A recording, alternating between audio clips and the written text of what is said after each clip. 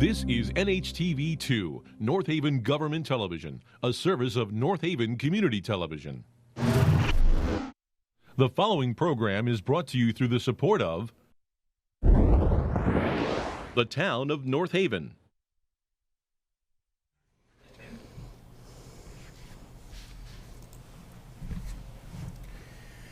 Good evening, everyone. I'm Mike Frieda, North Haven's first Selectman, and welcome to our September Board of Selectmen meeting. I'm joined, as always, by our second Selectman, Mr. William Piper, and our third Selectwoman, Miss Sally Boemi. Welcome to the meeting.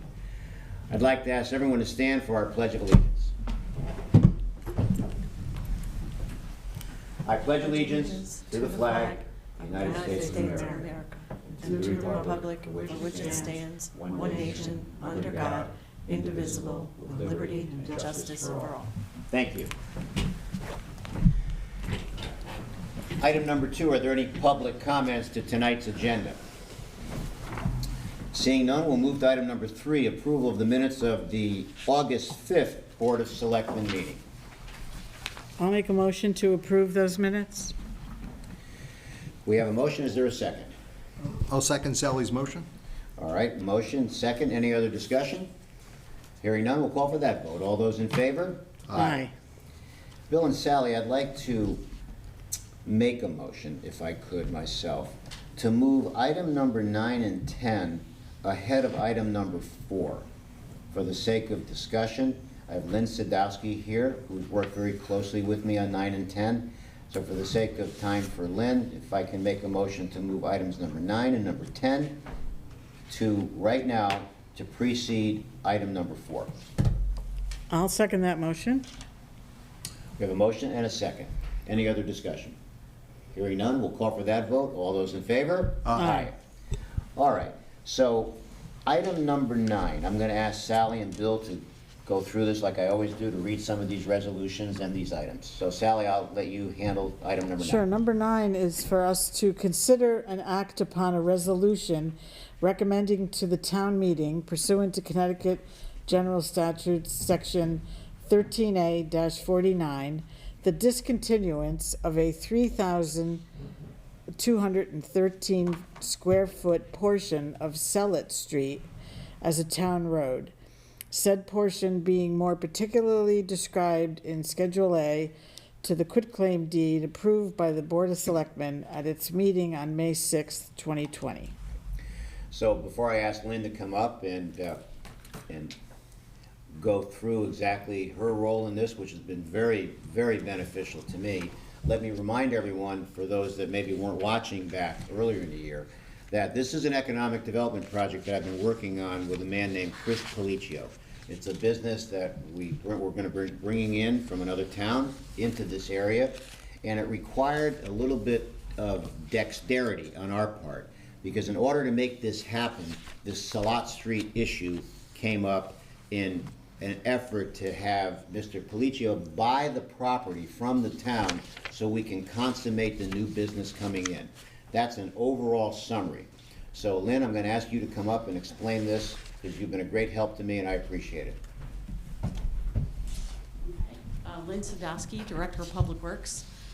You want me to take this? I might Yes. speak a little bit louder. There you go. Mike, you certainly recapped it comprehensively. We were approached in December of 2020 by Mr. Policcio, who is working on this economic development project. Sellat Street is a very small street, dead end, and it has a small piece at the very end that Mr. Policcio would like the town to sell him, a 50 foot by roughly 64 foot in length piece, allowing him access, safer and wider access to his proposed business at 28 Nettleton Avenue. So instead of coming in off Nettleton through a residential area, he would be coming off Sellat Street and access a wider and safer strip to his business. The land is, as Sally had mentioned in the read, 3,213 square feet. It is very small. We had it appraised. It's valued at $9,600. We discussed the price with Mr. Policcio. We went through a planning and zoning, section -824, received approval, went to your board meeting, in May 6th, also received approval from you folks. And then why bring it to a town meeting? The state statute, according to 13A-49, requires if we are to terminate any portion of a road, i.e. sell it, we are to go appear before a town meeting. The next meeting just happens to be the annual town meeting, and as such, we are appearing at that point. We notified the abutters, there's 3 of them, and we also posted the road. It's part of the compliance with section 13A-49, where we posted a sign on the phone pole at the beginning of the road and the phone pole at the end. And we've received certified return receipts back from the abutters and spoken with a couple of them who are in support of it. That's about it. Any questions? Sally and Bill, any questions? The sale has been completed now, right?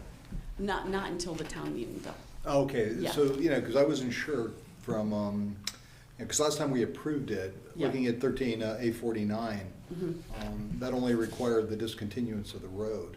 Yep, this will allow, as the board, Selectmen Frieda So to sale can't be completed until enter we the discontinue purchase and the road. sales agreement, correct, yes. Yep. Sally, any And questions? it's just a portion of the road. I Very mean, small. there's a few residents on the, Lewis Street. on the, I think it would be the east side of the street.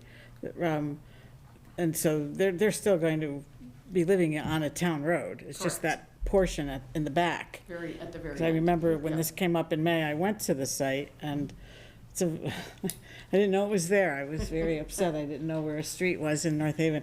It's kind of off the beaten path so it's, the folks that got notice of this are still gonna have all the advantages of living on a town road. I wanna That make is that clear, correct, right? yes.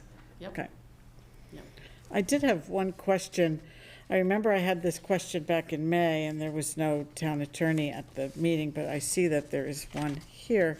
And I was wondering why the quitclaim deed is being signed by Mr. Swinkowski and not Mr. Frieda, because I understand the charter to say that the Board of Selectmen has the authority to sell real estate. Why would Mr. Swinkowski have the authority to sign a quitclaim deed, actually transferring the property? He's actually been involved with the appraisal, and he's been involved with the actual PSA, the purchase and sales agreement.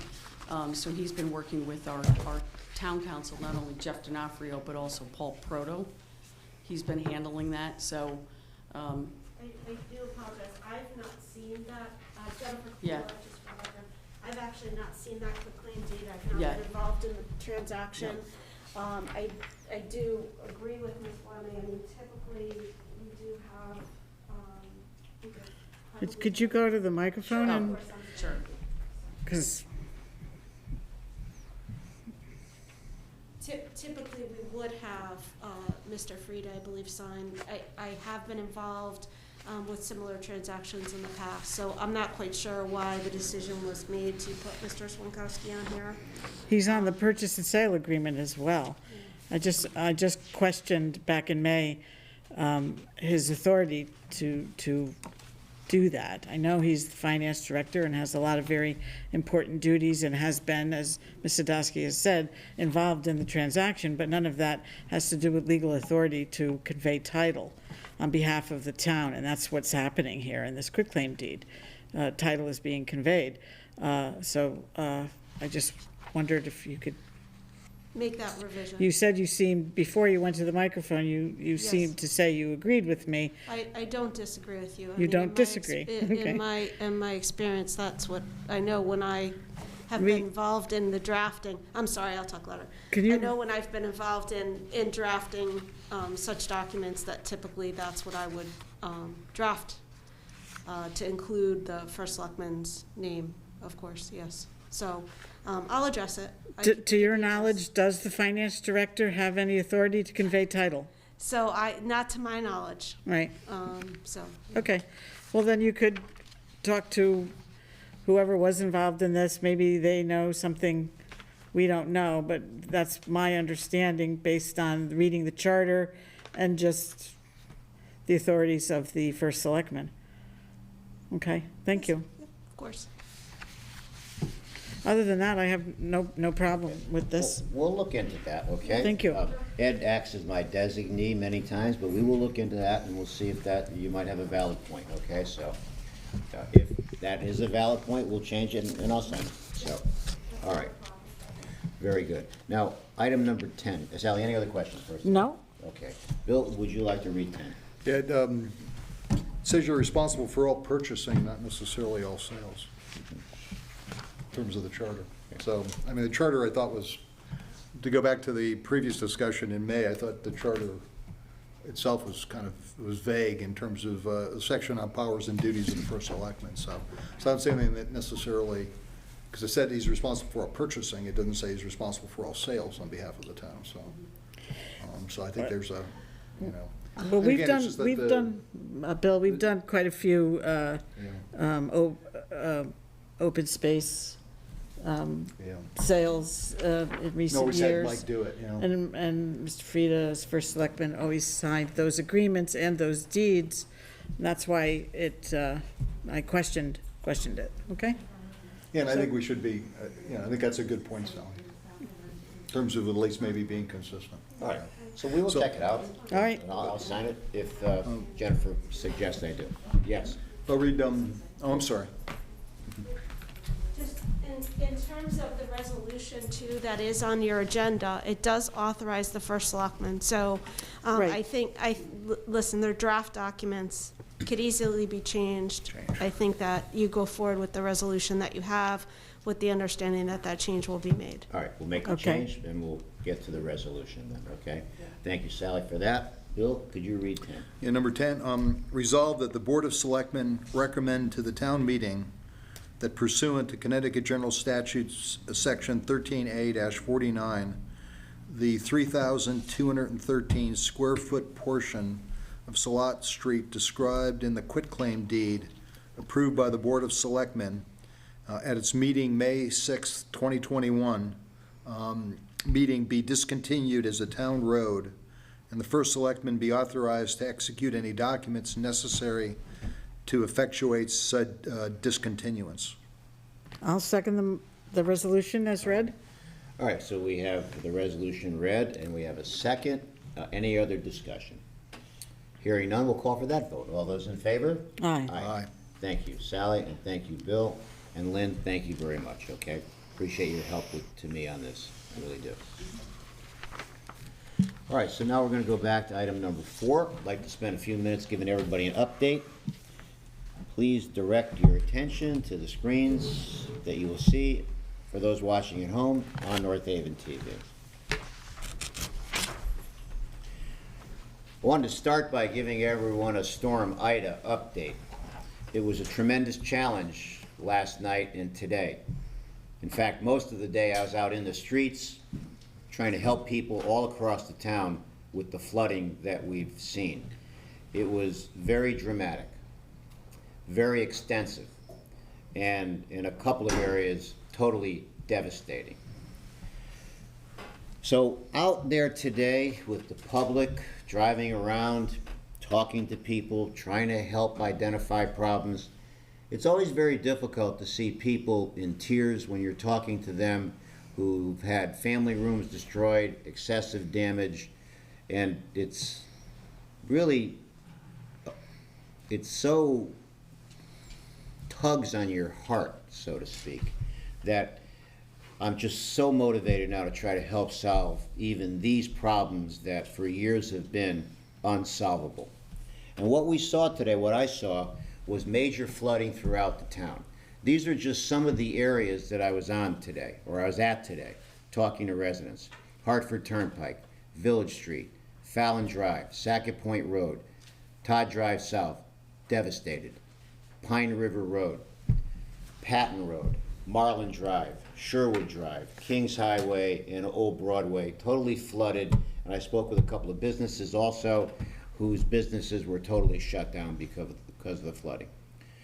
This was not just North Haven, ladies and gentlemen. This was all over the state of Connecticut, all over the state of New York, all over the state of Pennsylvania, as far south down as Maryland. On Kings Highway, we had a small bridge washout. I was there today. talking to people. We had Public Works out there, and through their great efforts, we put that bridge back in place, and now it's passable. We also had 10 homes without power, which under other circumstances would be pretty good in a major storm. Last year during a tornado, back in August of last year, we had 43% of the town without power, totally devastated in terms of number of days out of power. These 10 homes, I think by 7 o'clock tonight, all of them, or by 7, which was 20 minutes ago, should have had power restored. So these are problematic areas now that I'm focused in on, along with other parts of town, to try to help the people that live in these areas. As Sally would remember, I'm sure, that, and Bill possibly also, back in 1971 and 72, Bantam Street was an area like some of these roads here. But when the highway went through, all those homes were flooded on a regular basis, and I believe the state or the federal government with the state assistance came in and bought all those homes. And now, even today, we've turned that into sort of a walkway with our trail association. We've put signs there, but even as you walk through there today, you will see foundations still in place from homes that were there back in the 50s, 60s, and 70s. This is what we saw today, ladies and gentlemen, and this is something that I'm personally going to try to address to see what we can do to help all of these people who experience such a difficult time, in some areas, total devastation today. I want to shift focus to COVID-19.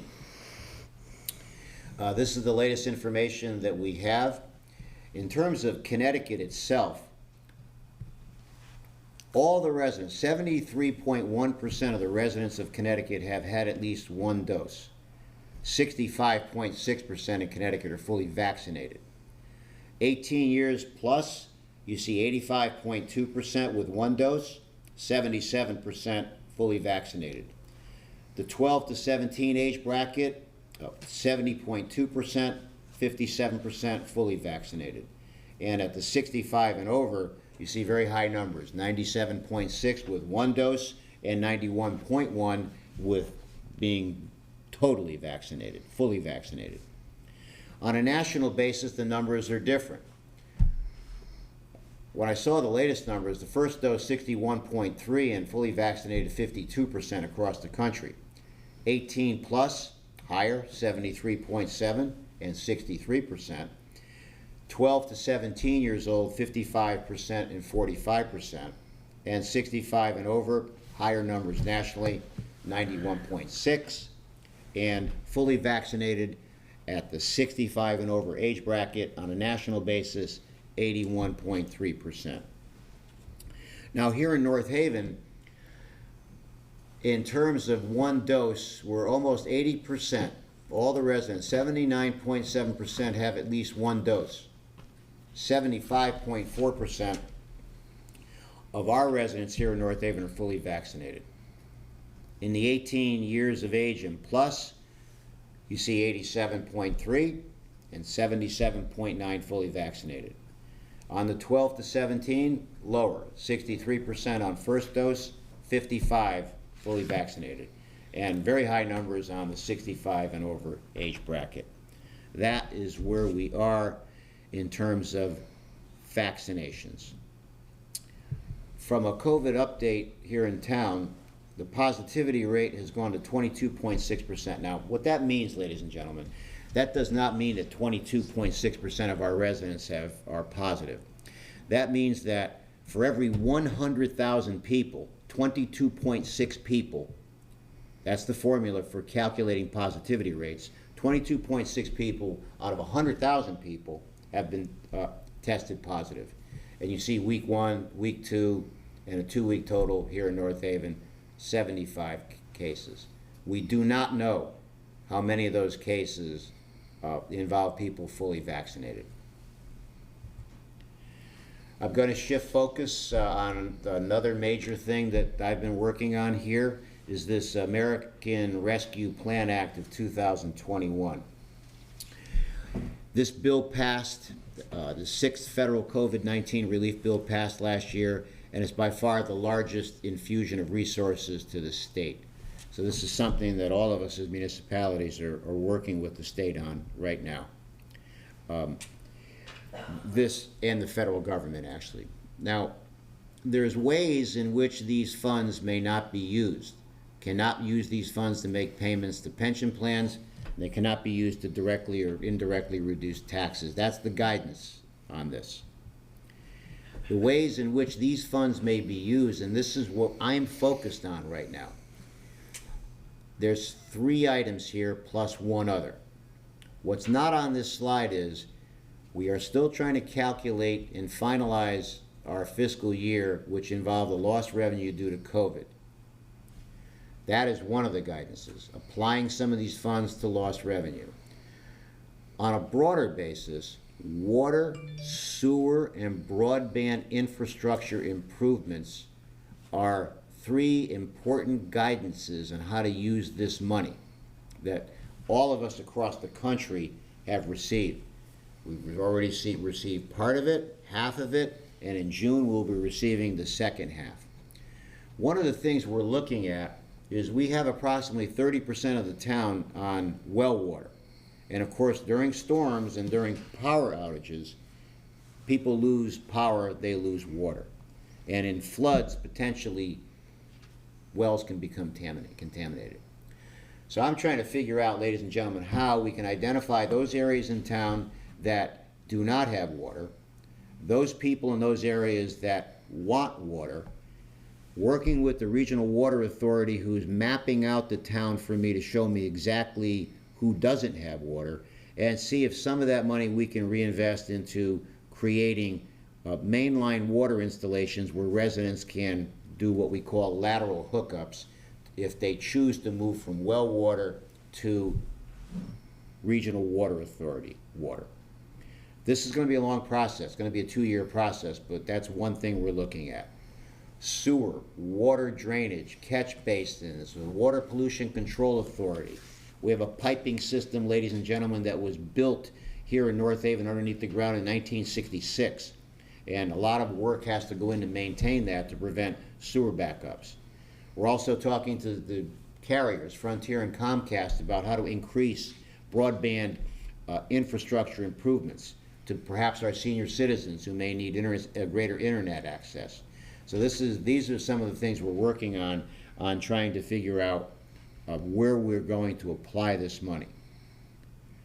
Many of us across the country, to add credibility, more credibility to what we're doing, working with the federal government, part of the guidance is we can hire specialized consultants sanctioned by the federal government and state government that are doing primarily this analysis of the guidance to ensure any decision we make, even though we may think it's appropriate to match up with the guidance, by having a consultant that's paid through these funds, it gives us greater credibility that what we do, greater credibility with the federal government, that what we're doing is sanctioned by a federally sanctioned or state sanctioned consultant as part of this. I'll shift to economic development. This is a summary of where we are, some of which I've already mentioned with some updates. My mission in economic development is to encourage and solicit small businesses, medium-sized businesses, and major businesses here in North Haven. This week I was invited to be a guest speaker for 150 members of the business community at the Schubert Theater in the greater New Haven area. I was invited because of our success on economic development and what we're doing and what I'm involved with transportation on a regional basis.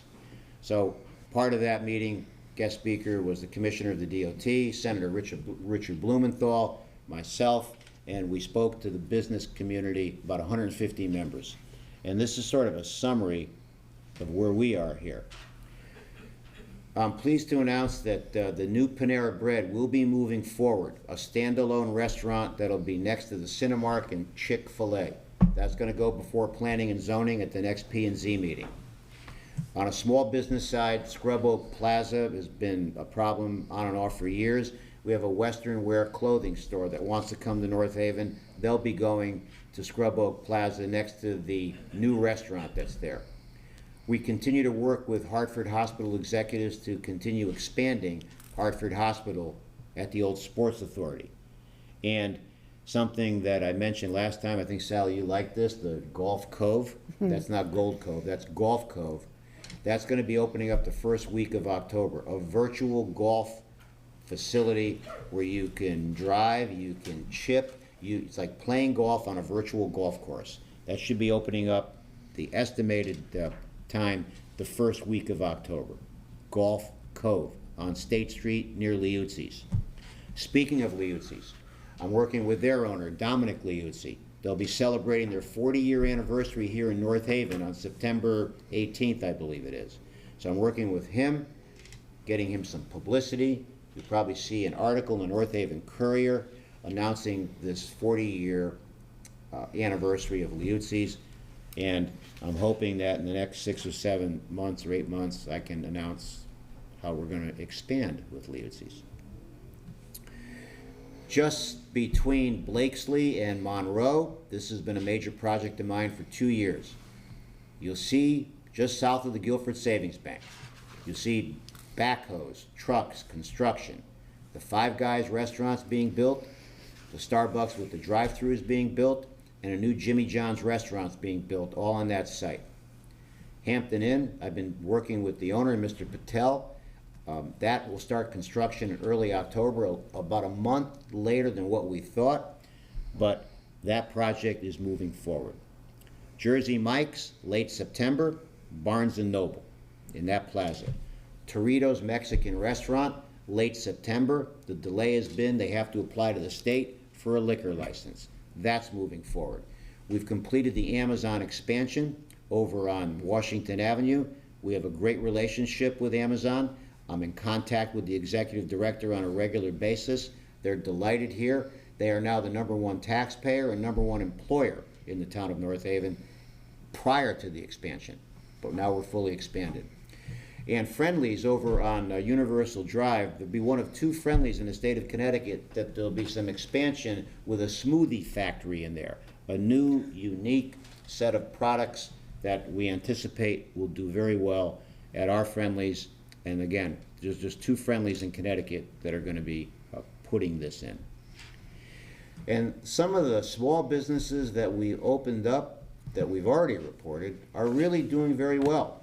Love Lyra Bakery on Washington Avenue, Sylvia's Confection Bakery, and Crossroads Coffee Shop on Hartford Turnpike. I was up there, I've been up there several times talking to the owner, Montana. Wonderful young lady, and everybody's doing well. And as far as that plaza, I'm working with that Mr. Patel, that's someone different, and we're going to be announcing another new business coming in there very, very soon. Challenges, the former produce store and Sips Coffee Shop. These are on Washington Avenue. It's not all rosy, folks. I still have a lot of challenges here. And those challenges revolve around when property owners do not want to develop their properties. They want to land bank the properties, and they want to do things that aren't zoned for us to allow them to do. We run into these predicaments where these buildings appear to be abandoned because they are abandoned, but the property owner doesn't have a motivation. And these are 2 projects that I am starting to really focus in on with a laser-like focus to get some movement here. Because quite frankly, I'm tired, and I told the property owner, I'm tired of looking at these 2 vacant buildings. We got to get something done here, and that's another mission that I'm on here.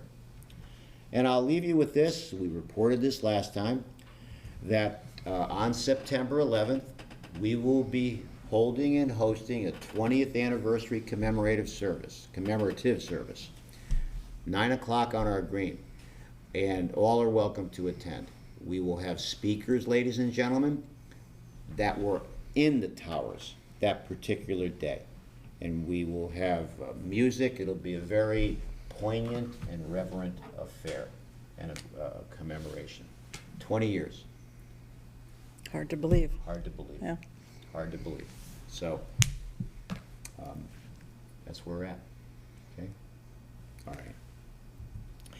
Now, with all that being said, we have another major initiative. Oh, are we Yeah. moving on to the agenda? I Yes. had some comments Okay, about yeah. some of your items in your overview. Sure. I'll go in reverse order. With the economic development, you said there's gonna be a new Panera Bread, a standalone near Cinemark. So the other location where they've been for a while, they're closing that, or? So they've been out of there for 2 Yeah, years. there's nothing there, or what's there? No, nothing there. Right. The lease ran out there, Sally. Right, The plan was to move them over here, but all that got delayed when COVID came last year. right, They were one of the 37 projects I mentioned that we lost. But now Okay. we resurrected that. So as far as that end plaza, the CEO of National Realty and I are sort of interviewing candidates to go there. And with the Mexican restaurant going in, with Ferrara's being a resounding success, we're gonna fill that this year sometime. okay. And a similar question with the Starbucks, you're saying is coming into that new plaza where, with the Five Guys. Yes. But their other store on the other side past CVS, They will move out of there. they're leaving there. They will leave there to go Okay, here. so they're going from one location To another. to another. And then Okay. we have a plan to fill that space next to, across from the CVS there. Okay. Now, when and finally, under economic development, you mentioned the Amazon expansion is completed. Something just popped into my head. I remember when Connecticut Container a couple of years ago did an expansion, and we did a tax incentive for that, because the tax incentive agreements aren't just necessarily for new construction, but it can be applied to additions and improvements. So there was no tax incentive pursued there. Not needed. Not needed, okay, good for them. The American Rescue Plan Act, you said passed last year. Did you, maybe last fiscal year, it was passed in March of 2021. Yeah, You meant the, what I find, I agree with you, that you were summarizing what the money can't be used for, and certainly not for pensions, but not to directly or indirectly reduce taxes. But I have a hard time with that, because when money's being used for something, especially something that we need, which I would assume we're going to use it for something that we need and not just spend it, because we have it, that means that we're not budgeting for it. And so isn't that an indirect benefit to taxes? Do you understand my point? I do. Yeah, so I do. I don't see how they can expect to give us a big chunk of change and say, go ahead and spend it, but you can't directly or indirectly reduce taxes, because that's going to happen if we spend it on things we need, and I hope we do, so. So I Yeah. don't disagree with you, but I'm reporting what they're stating to be the Yeah, I guidance. know, I know. So that's why we Yeah. have to be very careful to remain in compliance, but I'm Yeah, confident with there's it. a lot in that act, like tranche. lot. That, I looked up that word tranche in my Trench or trench, black, whatever. tranche, in my Black's Law Dictionary, which is the Bible of law dictionaries, and could not find it. I looked in the French dictionary. You couldn't find Because it? it sounded French to me. I don't know where they get these words, but, and then I was very sad to hear that some areas of the town were as devastated, as you said, with Ida. I assume because of Sherwood, Patton, and Pine River, the Muddy River must have gone over. Or these are Muddy River streets, right? Yeah, well. I don't know if it went over or just, So, like there's- Sherwood ties into Marlin, Yeah. and Marlin ties into the parkway up top with a detention pond. So it's those tributaries that roll through there. The Muddy River was part of it over on Pine River, right. And Old Broadway, yes, yeah, yes. because that's always been a problem. Pine River has a very low, some houses that are very low lying as you come up Quinnipiac. That's right, Sherwood and Patton are over on the other side. What am I thinking of? There's another Sherwood in Clintonville. Not Sherwood, Sheffield, that's what Yeah, I that's was. different, yes, yeah. That's what I was confusing. okay, yeah. But Pine River has been a problem for decades. But anyway, I do remember that Banton Street, some of those folks left there Yeah. very reluctantly. But, okay, thank you. All right, so we'll move on to item number 5, and I'm gonna ask, I'm gonna tee up our town attorney, Jennifer Capola, on this, that, for those that don't know, ladies and gentlemen, the state has mandated all of the municipalities by June of 2022 to have an affordable housing plan in place. Now, since I've been in office these last 12 years, we have actually inched up. The state mandate is every municipality has to have 10% of its housing stock affordable. When I took office, we were at 4.2%. Now we're about 5.9%. Now, this has captured a lot of attention across the state. Jennifer Capola's done an outstanding job at watching this and offering us guidance on this. I'm involved with this with our Council of Governments and Connecticut Conference Municipalities. But I'm going to turn it over to Jennifer, and this will be a very interesting thing for us to listen to, Sally and Bill. Jennifer. So, to begin with, I'll take my mask off, because I know sometimes a little soft-spoken. It's great to see all of you. It's been a while since I've been here. I know that you all had an opportunity to review the documents that I sent to you regarding this matter, but I want to take this time too to be able to educate the folks that are watching at home, because the community needs to be involved in the process of developing this plan. It's a very, very important that the community be aware that when the survey gets distributed, and I'm going to talk a little bit about that, when the survey gets distributed, that people do respond to the survey. There's going to be informational meetings that are going to be held. The plan's going to be developed. There's going to be goals. The town wants to hear, town staff wants to hear, the folks that are on the housing advisory committee that's going to be developed. Everybody wants input. So that we can develop the best plan that we can for the town. So I do want to open, just read the statute itself, because I think it informs the public about what the process is and what the requirement is. It's a very short, it's section 8-30J of the general statutes. It was repealed as part of Public Act 21-29, which just came into effect back in June. Again, it's section 8-30J. It says the following. It says not later than June 1st, 2022, and at least once every 5 years thereafter, each municipality shall prepare or amend and adopt an affordable housing plan for the municipality and shall submit a copy of such plan to the Secretary of the Office of Policy and Management, who shall post such plan on the internet website of said office. Such plan shall specify how the municipality intends to increase the number of affordable housing developments in the municipality. If at the same time the municipality is required to submit to the Secretary of the Office of Policy and Management an affordable housing plan pursuant to subdivision 1 of this subsection, the municipality is also required to submit to the Secretary a plan of conservation and development pursuant to section 8-23. Such affordable housing plan may be included as part of such plan of conservation and development. The municipality may, to coincide with its submission to the Secretary of a plan of conservation and development, submit to the Secretary an affordable housing plan early, provided the municipality's next such submission of an affordable housing plan shall be 5 years thereafter. The municipality may hold public informational meetings or organize other activities to inform residents about the process of preparing the plan, and shall post a copy of any draft plan or amendment to such plan on the internet website of the municipality. If the municipality holds a public hearing, such posting shall occur at least 35 days prior to the public hearing. After adoption of the plan, the municipality shall file the final plan in the office of the town clerk of such municipality and post the plan on the internet website of the municipality.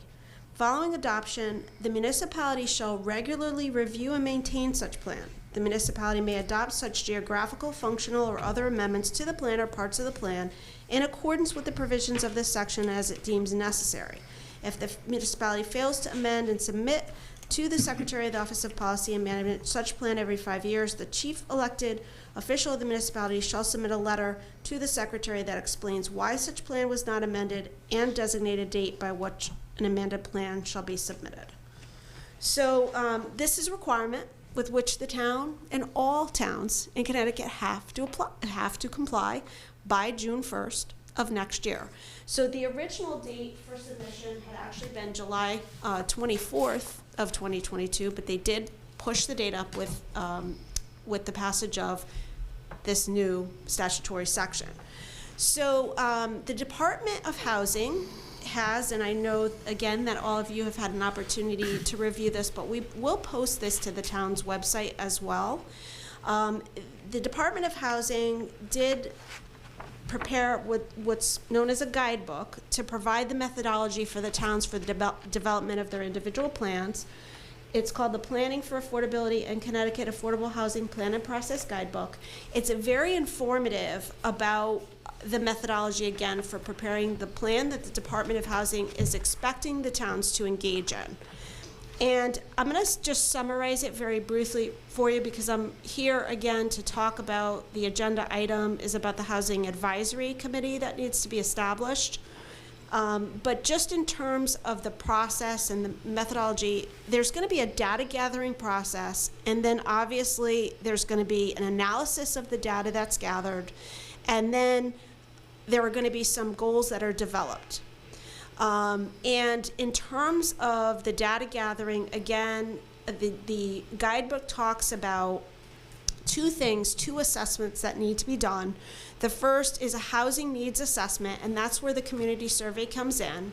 And the second is a land use and zoning assessment. And that's looking at, and there are some suggestions in the guidebook, and again, the public is going to be able to review this. Anybody who's interested at home, it will be posted. You'll be able to review what that analysis in terms of the land use and zoning assessment, what it entails. The idea is to look at properties in the town that are available that may be developed as affordable housing developments. So currently, so that everybody knows at home, currently the town is at 5.96% in terms of the percentage of affordable housing that it has. It has approximately 9,500 housing units. So we're at 5.96%. First Selectman Fieda, he mentioned that the threshold, and a lot of times it's looked at as a goal. It's really not supposed to be looked at as a goal. But the 8-30G, the Affordable Housing Statute, does set as a threshold for the towns 10%. And what that controls, if you're at 10%, then you're considered to be exempt from the affordable housing appeals process. And there are approximately 30 municipalities that are exempt, that have reached 10%. Many of the cities are quite beyond 10% affordable. Some are as much as 40% affordable. So again, North Haven currently stands at 5.96%. So this is a very important process for the town to engage in.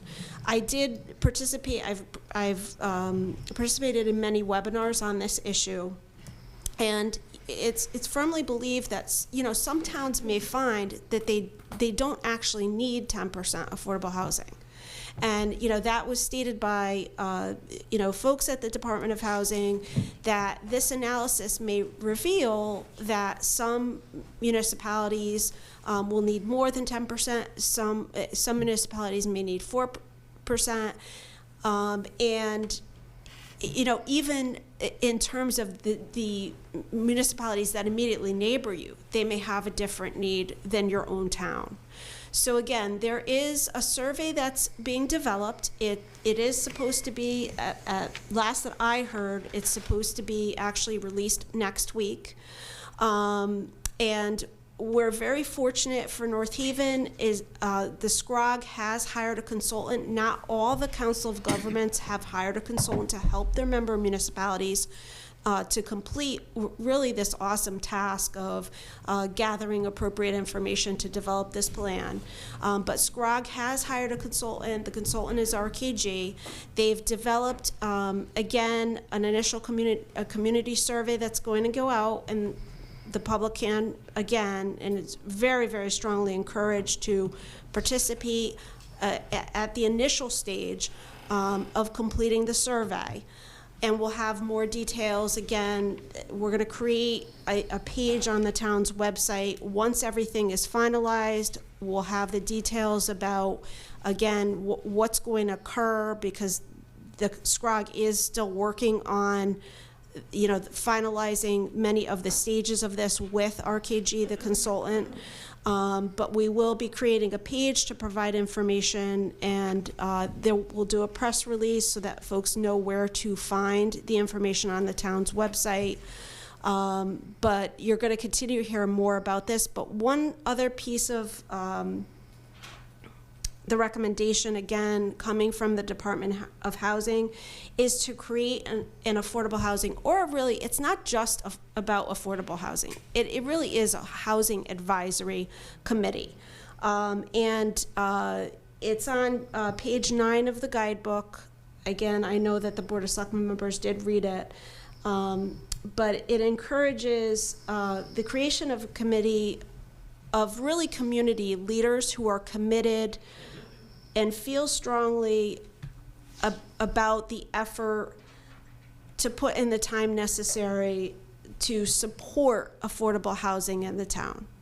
And the role, again, that's identified for this committee in the guidebook is to, again, bring together local leaders who are going to be proactive about developing an appropriate plan for the town, create a consistency of advocates for more affordability in the community, and providing support to elected and appointed local officials on decision-making related, so that the appropriate affordable housing is developed for the community. So there's a lot of work to be done on this. And again, the first step is the data gathering. We have begun, staff and I have talked about, you know, who are the appropriate community leaders to approach to serve on the committee. So we've identified some folks. We've started to make some calls. What we are anticipating is that at your October meeting, I'll be back and I'll be making some recommendations to you about the appointments to be made to that committee. I don't know if any of you have any particular questions at this point. There's quite a bit that is being finalized. I feel, you know, I'm going to have a lot more to tell you in October. I have had a Zoom meeting with SCROG, with the SCROG folks. David Fink is also involved. And I know that you have familiarity with David. David himself has offered to come and lead some of the public informational sessions, because we want to make sure that people understand what affordable housing is and it isn't. A lot of times we hear the term low income mentioned, we hear Section 8. That's not what affordable housing is. And you know, we're going to do our best to answer people's questions so that everybody has the right information about affordable housing and, you know, the importance of it in your community. Jennifer, if either Sally or Bill would like to sit on that committee, how do you feel about one member of the Board of Selectmen on that? So ultimately, there's been a lot of back and forth, and that's something else I did want to talk to you about. There has been a lot of back and forth. I participate in the Connecticut Association of Municipal Attorneys. We're members. Our firm is a member. I participate in the listserv for that. I also participate in the listserv for the Connecticut chapter of the American Planning Association. And there's been a lot of discussion about what is the appropriate body, because that's one of the things that's somewhat unclear from the legislation. What is the appropriate body to approve the plan? And there are some town attorneys who believe that it would be the Board of Selectmen in a town meeting municipality. So I think ultimately it is going to come to you for approval. Because the statute appears to be silent on it, what is happening in some communities is they are making the choice to have both the Planning and Zoning Commission as well as the legislative body of the town ultimately vote on it. But I do think it's a plan for the town, and zoning ultimately is a decision maker on applications. It's a different plan than the plan of conservation and development, in my mind. I think it is most appropriate for your board to vote on it. I think it's fine if you have somebody attend the meetings, just like, there are going to be staff members that are going to attend the meetings as well that won't sit on the board. So and I also think that I've talked to Rich Lepresti as well. It's not appropriate for Rich to serve on the committee, but he is going to attend the meetings to the extent that he can, so that he keeps up to date on what's occurring at the committee level. So I think it's fine if you want to, one of you does want to come to the committee meetings. Certainly, we'll put you on, the distribution list, the notification list, and so forth for them. But I would hesitate to say to you, it's just not appropriate, because ultimately you're going to vote on it. Okay. Sally? Well, I think that was an interesting question, because when I discussed this with Attorney Capola on the phone, I asked if I could volunteer to be on. As you know, I worked quite a bit a few years ago on affordable housing, and I submitted some testimony to the Housing Committee up in Hartford on amending 8-30G. I hate that it's 8-30J. It's confusing. Because it's Yes. because they sound too much alike. But obviously, if the board is going to be the body that approves this, then a member of the Board of Selectmen could not be on an advisory committee. But if it is appropriate for someone to sit, I would love to participate. It's an area I of great think interest to me, and has been for many years. Would you see any builders on this committee? So that's something that has been discussed. I know I've been watching what some of the other towns have been doing in terms of, who are they placing? Because to me, it makes sense to place realtors. It makes sense to place somebody who's in the construction. Of course it does. So that is something that is being considered, absolutely. And I do think it's appropriate. I think that's fine. Yeah, how about someone from our Planning and Zoning Commission? But they work very hard with their normal duties, but...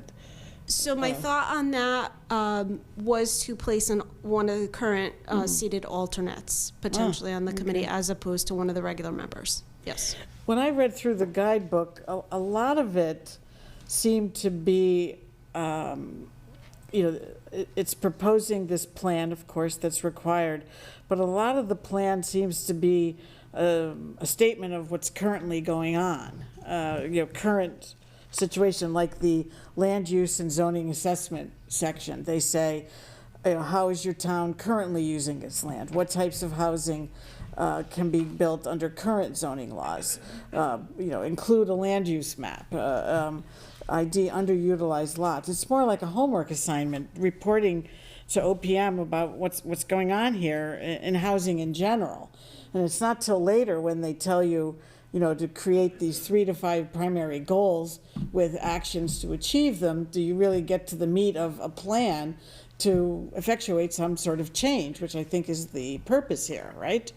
Yes. One question I have, when you read the statute, some folks at home might disagree with you about its length. Wasn't that short? But it was pretty short. After you said that this is going to be submitted to OPM, Yes. and they're going to post it on the internet, that's fine. But is there going to be any review by anybody there? Are they going to be looking at this, post-adoption? Is there going to be any oversight on post-adoption performance? Or is this just something that we have to do and send it in and then that's it? Is there any review by the state agency? Do you understand? So that's a very interesting question. Nothing that I've seen that has been distributed, because there's been further communication in terms of the submittal of it and where it's supposed to be submitted since the statute was revised. Nothing that I've seen talks about them doing any form of review. But what we do know is on occasion, they do get questions from the public that they answer. And they will talk about, what the particular towns have in place. I'm sure that you've read some of those advisory opinions that they give and so forth. Yes. So, it's a possibility that at some point, they may, in responding to something like that they may review, certain municipalities' plans. That's entirely possible, but I can't answer that question. It doesn't appear they haven't publicized that, whether somebody will be reviewing it. I didn't see any indication, but I figured you were much more in tune with the statute and any comments, legislative comments or history going into it. But I assume the purpose is to promote more affordable housing in municipalities. That's why they want us to adopt a plan, correct? Yes. But if we just, I think that's a great goal. You and I have discussed 8-30G. I'm not a big fan of that statute. And you and I've also discussed the fact that we sort of wonder about, and we'll share this with the other members of the board, we wonder where things are going with this. Is the point of this to eventually, again, lead to a revision of the statute? Right. And that's a very real possibility, because when you have the folks that are leading, the webinar explaining what the methodology is going to be on development of the plan, and they're saying some towns may find that they need more than 10%, some towns may find they only need 4%. Right. So you wonder if that's on people's minds, is this ultimately going to lead them to making some changes to a statute that a lot of people don't think works?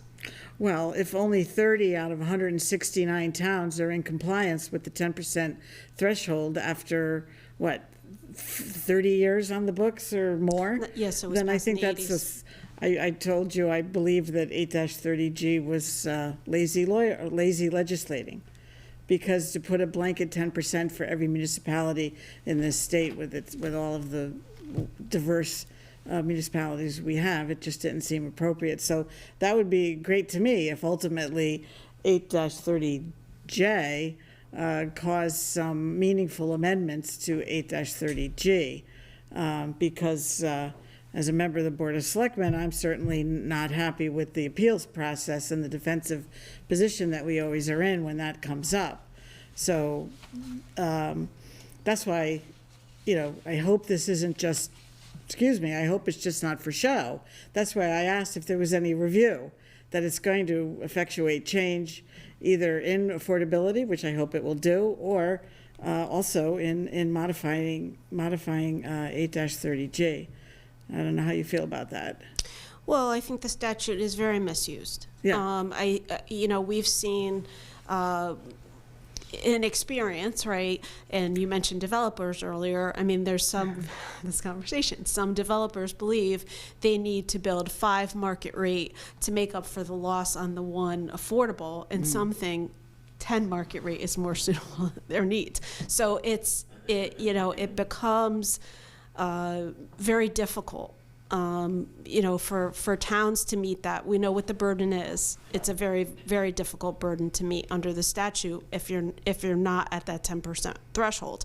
And one of the other problems, and this is something that's very glaring and very concerning, is we know that there are municipalities that do not have a median income that it makes sense, right? Those municipalities where their median income is less than the regional or less than the state, that's a real problem, because it doesn't work. What's affordable in those towns, I mean, they have a lot of affordable housing they're not getting credit for, Right. because they don't have deed restrictions for that housing.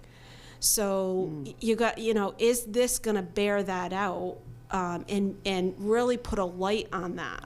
We'll see. It's way too soon to tell. Right now, we Yeah. have to, our task is to get this committee formed, to get this survey out, and get our plan timely filed.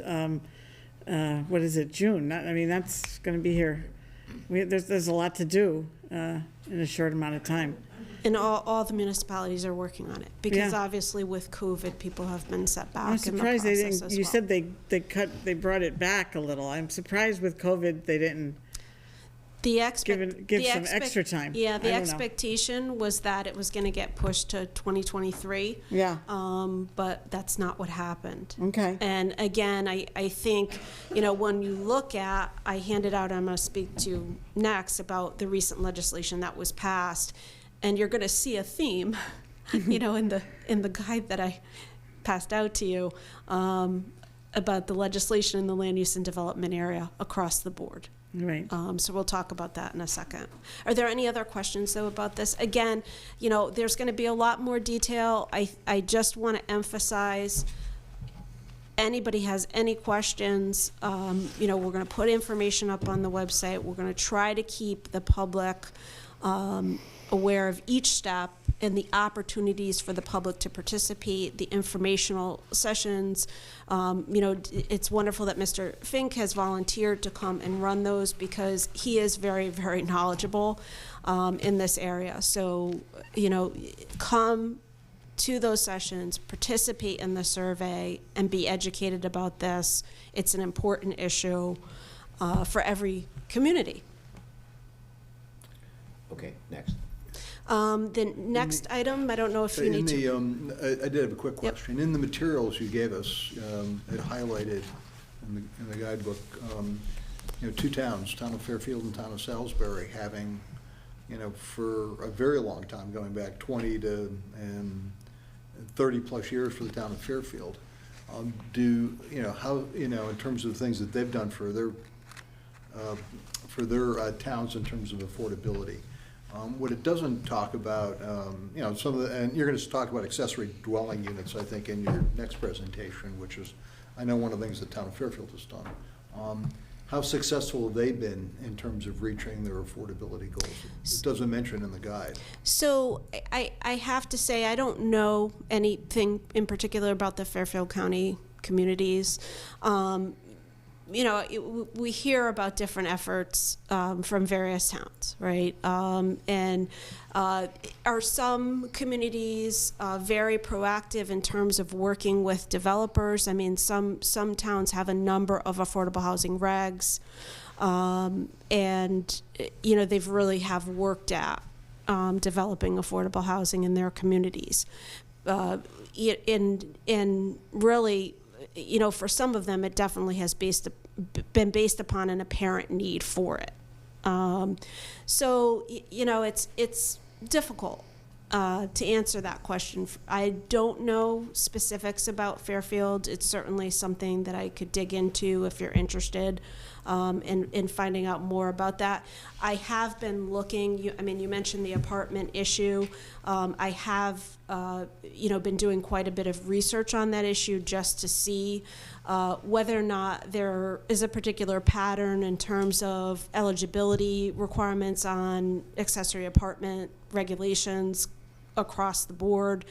So I've been looking at that issue in particular. And there are some very strong opinions about why there are particular eligibility requirements. And I'll talk about that next. So I gave you, Yeah, I don't know if you need to just state in the record that we're moving on to the next agenda item and what it is. No, the only thing I wanted to say along that line is, along the same line is that, for it to, obviously some communities have been more successful than others. And again, maybe I didn't see it, or maybe it wasn't highlighted in a way. It's always good from a lessons learned standpoint in terms of anything that we attempt to do to know what's worked and what hasn't worked. So has anybody put together, for communities that would be similar to ours, what lessons have been learned that work and don't work? So why should we obviously do something that we know from day one is not going to work? So again, I think it is, we can't compare North Haven to Hamden. We can't compare North Haven to North Branford. We can't, each community is very individual. And I believe very strongly in look, I have a perspective, I'm a municipal lawyer. I believe very strongly in the authority of the local people to decide how they want to develop their community. So, you know, it's hard for me. Are there communities in those 30, I think 31 or 32 that actually are exempt? Are there communities very similar to North Haven? Really, probably not. But I can, you know, we can have a further discussion about it. I'll circulate the 2020 Affordable Housing Appeals list, and you can see what I mean. It will make sense to you, I think, if you look at the list. So again, the next agenda item. Yeah, we'll move to item number 6. Okay, so again, this is an update for you just with regard to recent legislation. What I've handed out to you, and again, this is something that maybe we can post under the planning and zoning page. I think that probably makes the most sense, but it's the 2021 Guide to Legislation Impacting Development and Land Use Procedures. It was prepared by CAPA, and Casio as well, I think, had a hand in this. Casio is the Connecticut Association of Zoning Enforcement Officials, and CAPA, again, is the Connecticut chapter of the American Planning Association, and it's a good summary of the legislation, and there's quite a bit of it. There's a legislation impacting, again, land use and development issues. The two provisions that I wanted to highlight for you are at page 3 and page 8, dealing with accessory dwelling units or accessory apartments, and also there's a parking provision, a reduction in parking requirement at page 8. So if you turn to page 3, so the legislation is an opt-out legislation. So just to kind of go through this briefly. So it's Public Act 2129, and I'll send you an email copy of the actual legislation itself. It's about 28 pages. It's not super long either.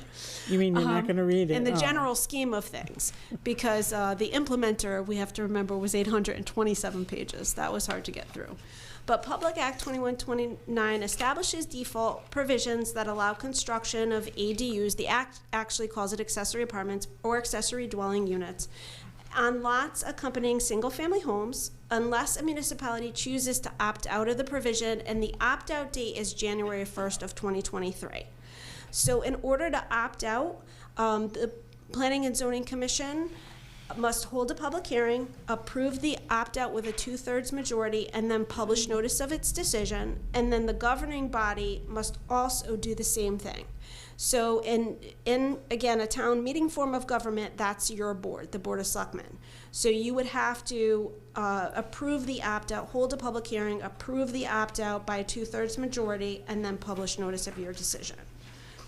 In municipalities whose accessory apartment or accessory dwelling unit regulations conflict with the new state requirements in the legislation, who do not opt out by January 1st, 2023, then the applicable state provision is going to override any conflicting local regulation. So that's very important to keep in mind. So if you don't want to be stuck with the language in the legislation, then you have to opt out. Again, both Planning and Zoning and the Board of Selectmen by a 2/3 majority after holding a public hearing and giving notice of your decision by January 1st of 2023. So I'm going to just highlight for you these bullets. Again, I think this is something that's important to be on your radar. So the limits on the ADU requirements, it says, in addition to allowing ADUs accompanying single-family homes, Public Act 21-29 places limits on other conditions of approval, including, it says, ADUs are not restricted to homeowners or relatives of occupant of primary structure. So I made a comment when we were talking about affordable housing about the eligibility requirements that I kind of see across the board in the accessory apartment regulations that I've seen. Many of them require that either the primary residence or the accessory apartment be occupied by the owner of the property. And I think there's an obvious reason for that, because there's a concern about the upkeep of the property. So I see that in a lot of the regulations that are on the books for municipalities with regard to accessory apartments. So this is saying, again, if you don't opt out, ADUs are not going to be restricted to homeowners or relatives of occupant of primary structure. So that's something to keep in mind. The approval process shall not require a public hearing, special permit, or special exception, and decisions must be rendered within 65 days of application. Permission to construct an ADU shall not be conditional to correcting a nonconformity or requiring fire sprinklers if they are not required by fire code for the principal dwelling. Regulations shall not require ADUs to have an exterior door. This is another issue that you see addressed in a lot of local regs. Be connected to the primary structure or have more than one parking space. So these areas, right? Exterior door. Not required to have an exterior door. Some regulations too address, quite a lot of them address, is the exterior door visible from the front of the house, as to, so aesthetics, right? The be connected to the primary structure. So for a lot of accessory apartments, we talk about having a common wall. Okay, and so not being separate, the apartment not being separate from the main primary structure, not being detached. So, you know, that's a big issue in terms of what I see in the local regs. There's also a maximum here. Regulations must allow maximum ADU size of at least 1,000 square feet or 30% of the size of the primary structure, whichever is smaller. Okay, that's a little bit larger than what you would typically see. The construction of an ADU may not trigger more restrictive lot coverage requirements than applicable to the primary home, require greater setbacks than are required for the primary home, require greater height, landscaping, and architectural design standards than apply to single-family dwellings. Again, aesthetics, right? Well, setbacks are more than aesthetics, but ADUs shall not be required to be affordable. So that's sort of interesting, right? Municipalities may regulate the use of ADUs as short-term rentals. We know, you know, Airbnb is a big issue and is becoming a big issue in a lot of municipalities, particularly shoreline communities. ADUs shall not be required to be served by separate utilities, and shared separate septic systems shall not be considered community wastewater systems for regulatory purposes. So I've not had a discussion with P&Z about the recent legislation, because they've had an application that has had a lot of public interest. It's gone over 6 meetings, the public hearing on it. But I will be doing that in the upcoming meeting with P&Z. But again, I wanted, as long as I was here, I wanted you to be aware of this legislation, because it's going to require, if the determination is made to opt out, it's going to require action by your board as well. So I'm not going to go through all of this. The guide, it covers other issues of multifamily housing, and outdoor dining. It extends. There was an executive order regarding outdoor dining. That's been extended through the legislation. They're evaluating. We're probably going to end up keeping some of that part of the legislation, the outdoor dining, because it's been adopted in a lot of communities. People like it, and it's worked well. And it certainly has helped an industry that has been thrown into great distress because of COVID. So the next page, page 6, is recreational cannabis. That's a whole different conversation. Very involved. Encourage you to read that, because obviously there are going to be discussions at the local level further with regard to cannabis. It's on page 6 and page 7. The next, again, I mentioned this earlier, we're on page 8 at this point, traffic and parking. The second to last item, reduced parking requirements. This is the other piece of legislation that is opt-out legislation. Again, part of Public Act 2129. It requires that zoning must not require parking in excess of 1 space per studio or 1-bedroom unit, or 2 spaces for larger housing units unless a municipality opts out of this requirement through a 2-step process, again, requiring action by the Planning and Zoning Commission and then the Board of Selectmen. So it's similar to the ADU. It has the same opt-out provisions, the same process that has to be followed. So as I go on in the guide, the next page, land use approval expirations, they've again extended, given viability to approvals for longer periods of time. It is very involved and a bit surprising, because some approvals are going to extend to as much as 19 years. And certainly we know that conditions change in that period of time, but it's a choice they decided to make. So there's additional zoning requirements. One of the things that interested me was the cottage food activities. I know a lot of municipalities have been approached about cottage food. There's a licensing process. There's a great guidebook about that at the state level through Department of Consumer Protection.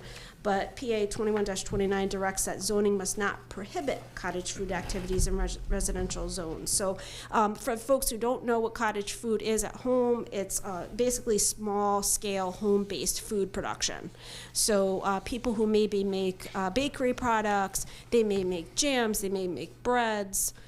There's a whole list of great things that people are doing, and there are a lot of folks who are very interested in this as a folks who've lost their jobs, as a new source of revenue for people. They need to supplement their income. Again, people have been hit very hard by COVID, and this is helping them.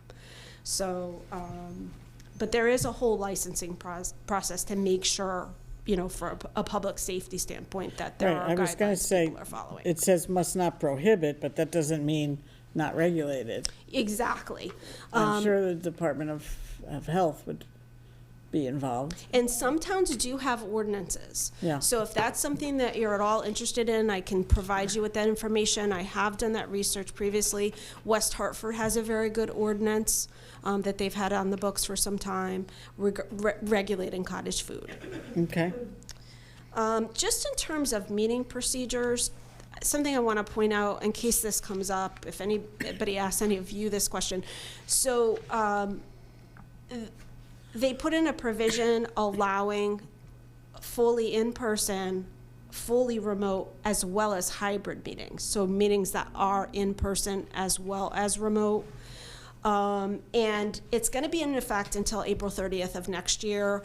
They've created a commission to actually, it's called the Connecticut Advisory Commission on Intergovernmental Relations, to conduct a study on remote meeting procedures by February 1st of 2022. This is on the next page, page 12. It's the third to last bullet. So in terms of meeting requirements, they've incorporated into law, there's a very, very old FOIC advisory opinion from, I think it's like 1980, 1981, that says that regular member of Board of Commission, you can participate remotely in a meeting, okay? And obviously procedurally there's certain things that need to happen to make sure that you're participating appropriately, right? But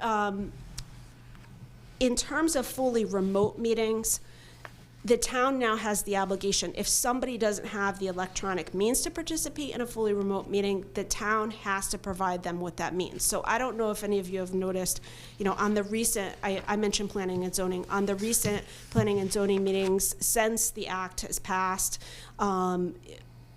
what we've done is we've included in the notice this right of the public, again, if they don't have electronic means, to contact the town, we give a department that they should submit in writing a request to, or an email address.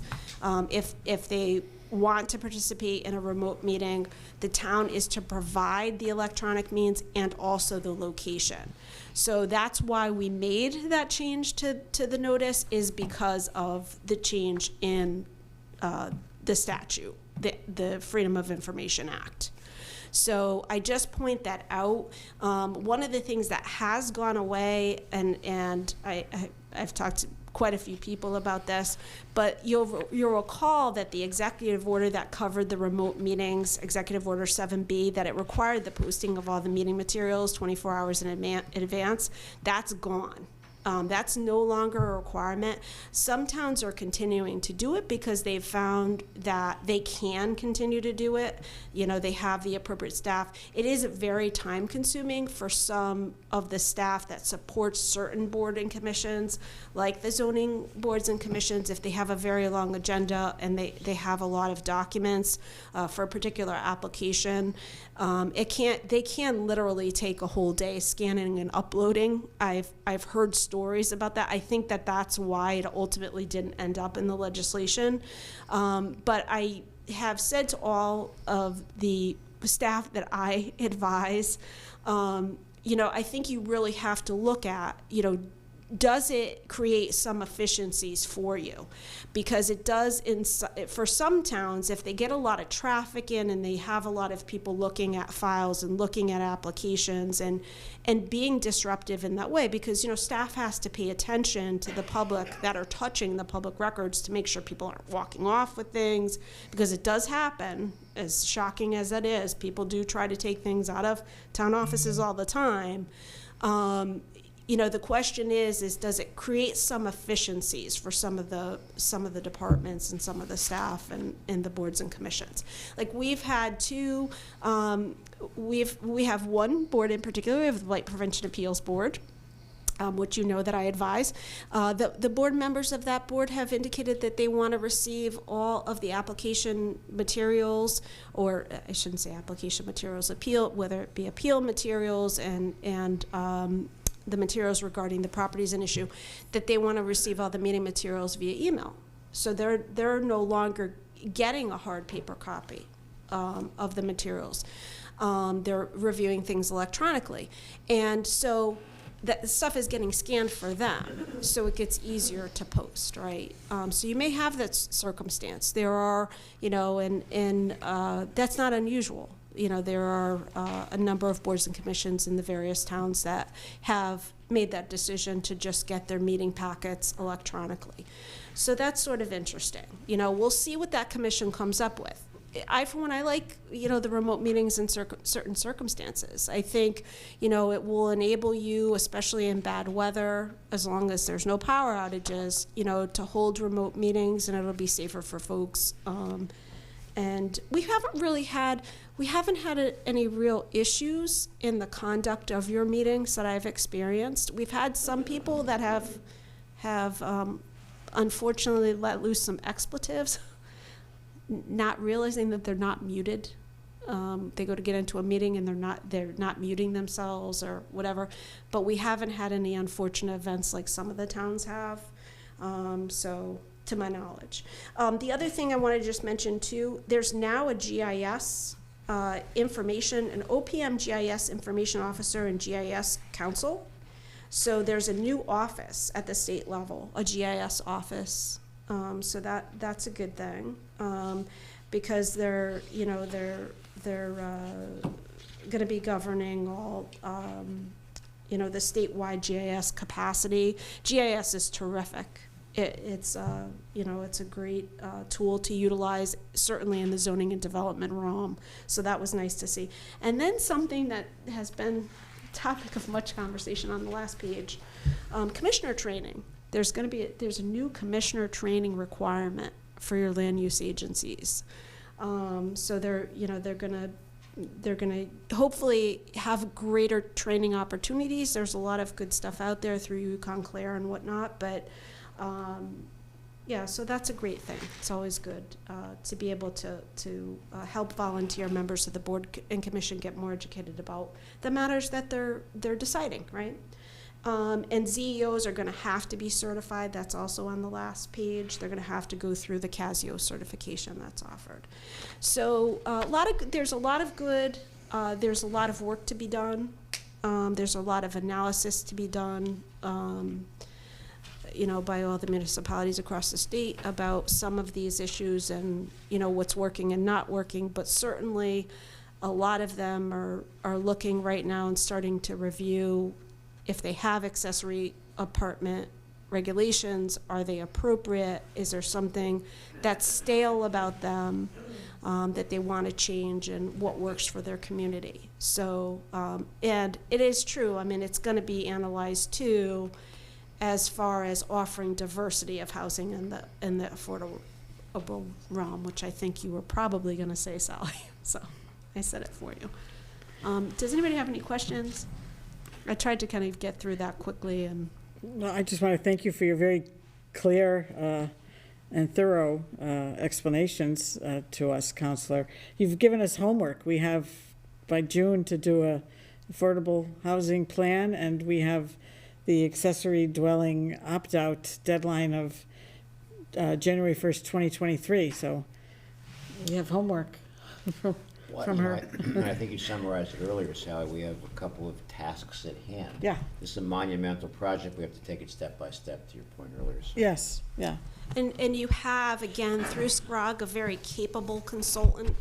I know that they're acting as consultants for some individual municipalities as well, and they certainly have the staff and the ability, staff with ability, to do what needs to be done. So I think, they're off and running, and the idea again for your SCROG plan is to be a regional plan, but it is going to be consisting of 13 separate plans for each of the participating municipalities. So what we decided to do, Bill and Sally, on that, in our Council of Governments, instead of hiring, each of us hiring a consultant, we hired one consultant. As Jennifer said, she has a staff.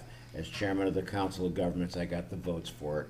Everyone agreed, and what it'll be is a regional plan with 13 to 16 different chapters by municipality. Okay. Very good, Jennifer. Thank you. Sally, I'll turn the floor over to you, item number 7. Yeah. Well, I had two items, a little discussion of the fiscal year 2021 budget, which ended June 30th, and the ARPA funds. The ARPA funds is quicker. I just wanted to ask if I could do that one first. ARPA, of course, folks, is the American Rescue Plan that was signed by President Biden on March 11th. And starting in April of this year, during the budgetary process, we started to get some understanding of the money that was going to be coming into the town. And back in April, May, it was my calculation, there's 3 categories really of sources of rescue money, if you will. There's town aid, there's Board of Ed aid, and then there's town aid through the county, where we get a proportioned amount of money based on our population comparison to the county. And back in April and May, I thought we were getting about the town, we were getting about 2.3 million, the Board of Ed about 2.4 million, and the county about 4 million, for a total of about 8.7 million. Now, with the tranches, the word we don't like, one payment for the town, I believe, was due in May. I think that the act said that the town payment had to be within 60 days of the adoption of the act. So I do understand that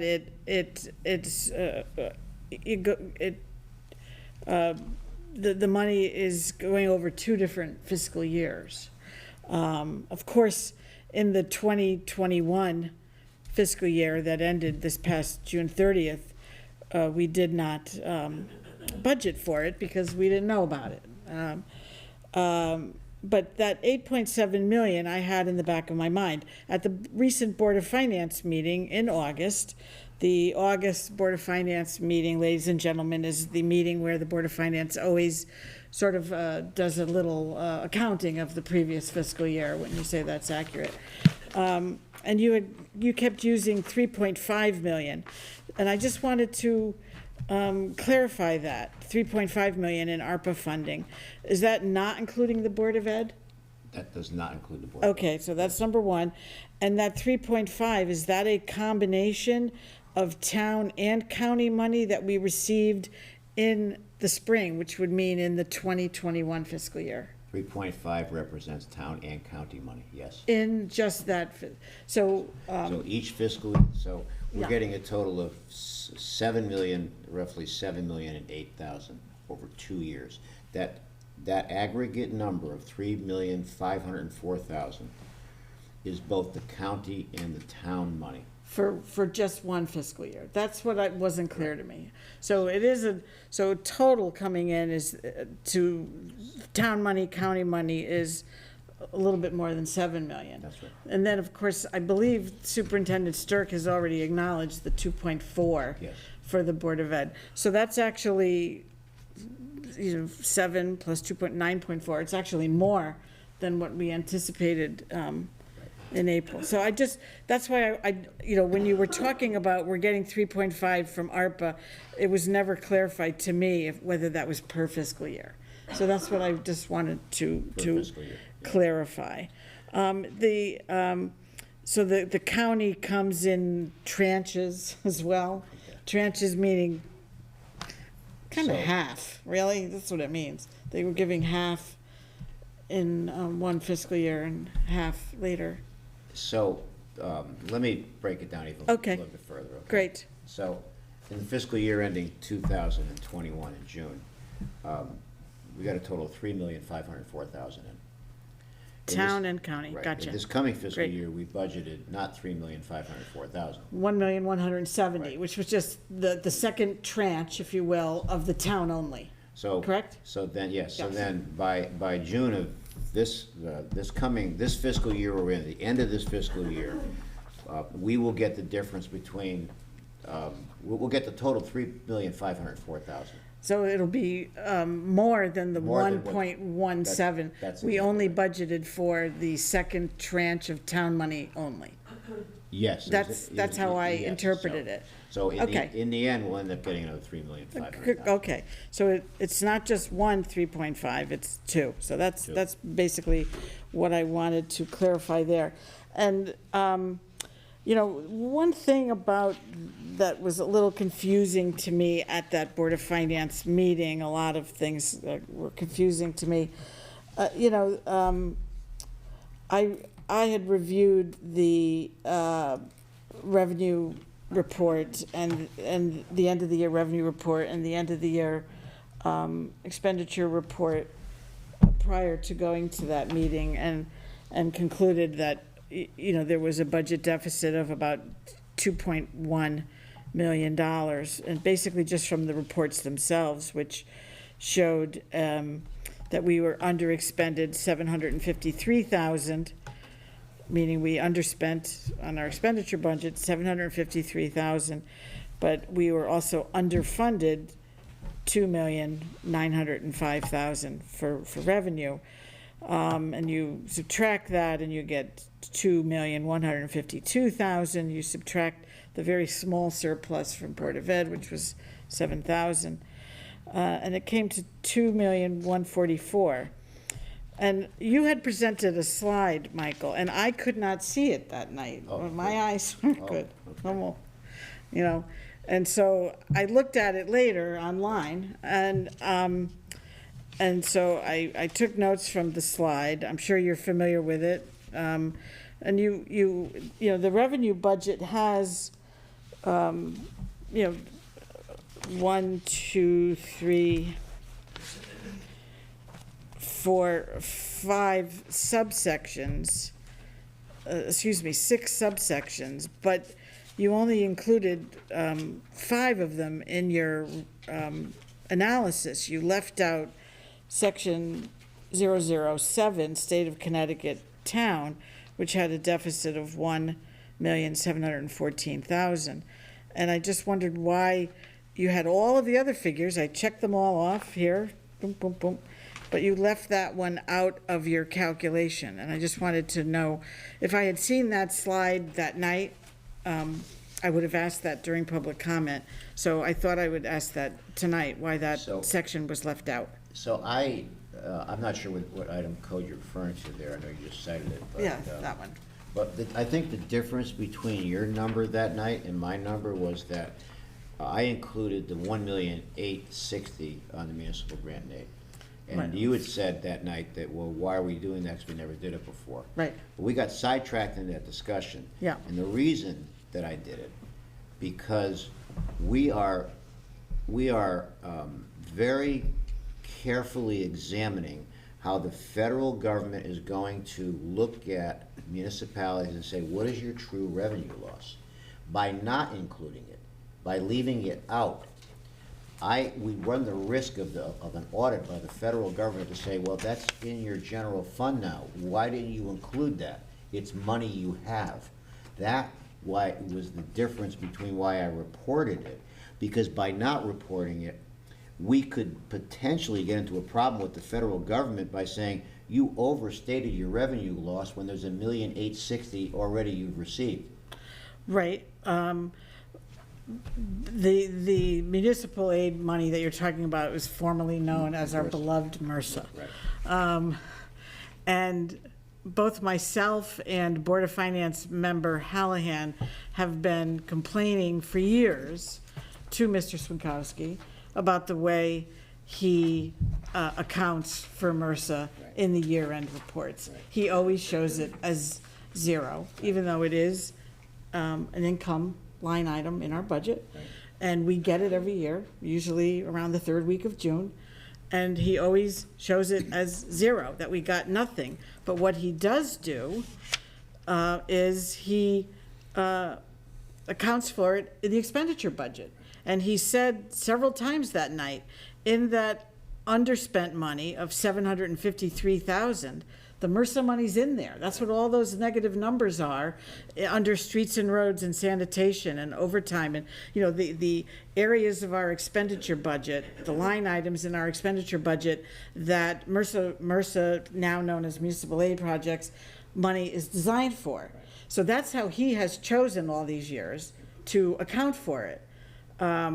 By showing zero on the revenue and commingling a revenue source in the expenditure budget.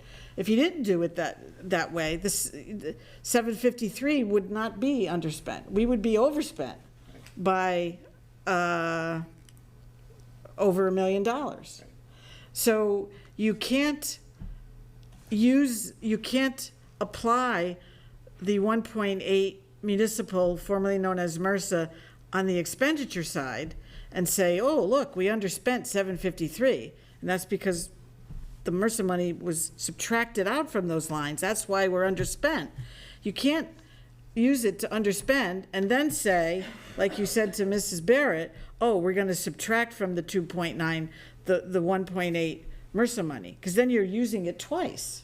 You're using it to reduce your underspent, and then you're using it to make your revenue projection look rosier. You can't use the same money twice, and that's the problem that I had with your slide and your answer. I do understand what you're saying, though, about this accounting. If we had done it, We'll change it for this fiscal year. are we going to finally It's do gonna it be the right changed, way? right, it's gonna be changed. Thank you, because it is an income money. It should be reported as income, and then let the expend, it's always nice to say we underexpended our budget, and we've been saying that, you've been saying that for years, but you've only been able to say that because of those negative MRSA monies that put streets and roads at such a low number. Well, I mean, we they all- come in 25% under budget. Right, but we've also had other Yeah. line items that come in, but. Yeah. But I think the Yeah. difference, because I know, ladies and gentlemen, this may sound very complicated, but. Yeah. But the difference this year is because of the federal government with the guidance of calculating lost revenue. So, yes, we took the expenditures out. I put the revenue back in because we have to now, every year is a different year, and this year now, we've got to be very cognizant of how we report whatever the revenue loss ends up to be, and that's still being calculated with myself, Ed, and the auditors. we've got to be careful that we don't indirectly deceive the federal government and over-report the revenue loss when we've got that municipal grant and aid, formerly known as MRSA money, we've already received as income. And that is why maybe I didn't explain it that well that night. No, I'll agree with that. But we use that MRSA money. It's not just sitting. We have not used it all. There's a big surplus in that account. But we started the fiscal year with $2 million in there.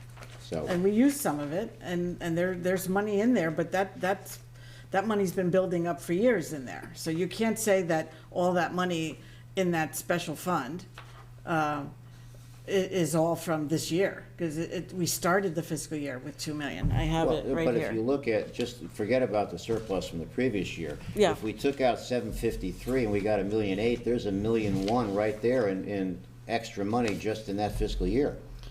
We started the fiscal year on July 1st of 2020 with 2.13 million in there. But that So- includes the combination of what we From received and the previous surplus. No, it doesn't, it does not include the 1.8 that we got in that fiscal year. That's what we started with on July 1st.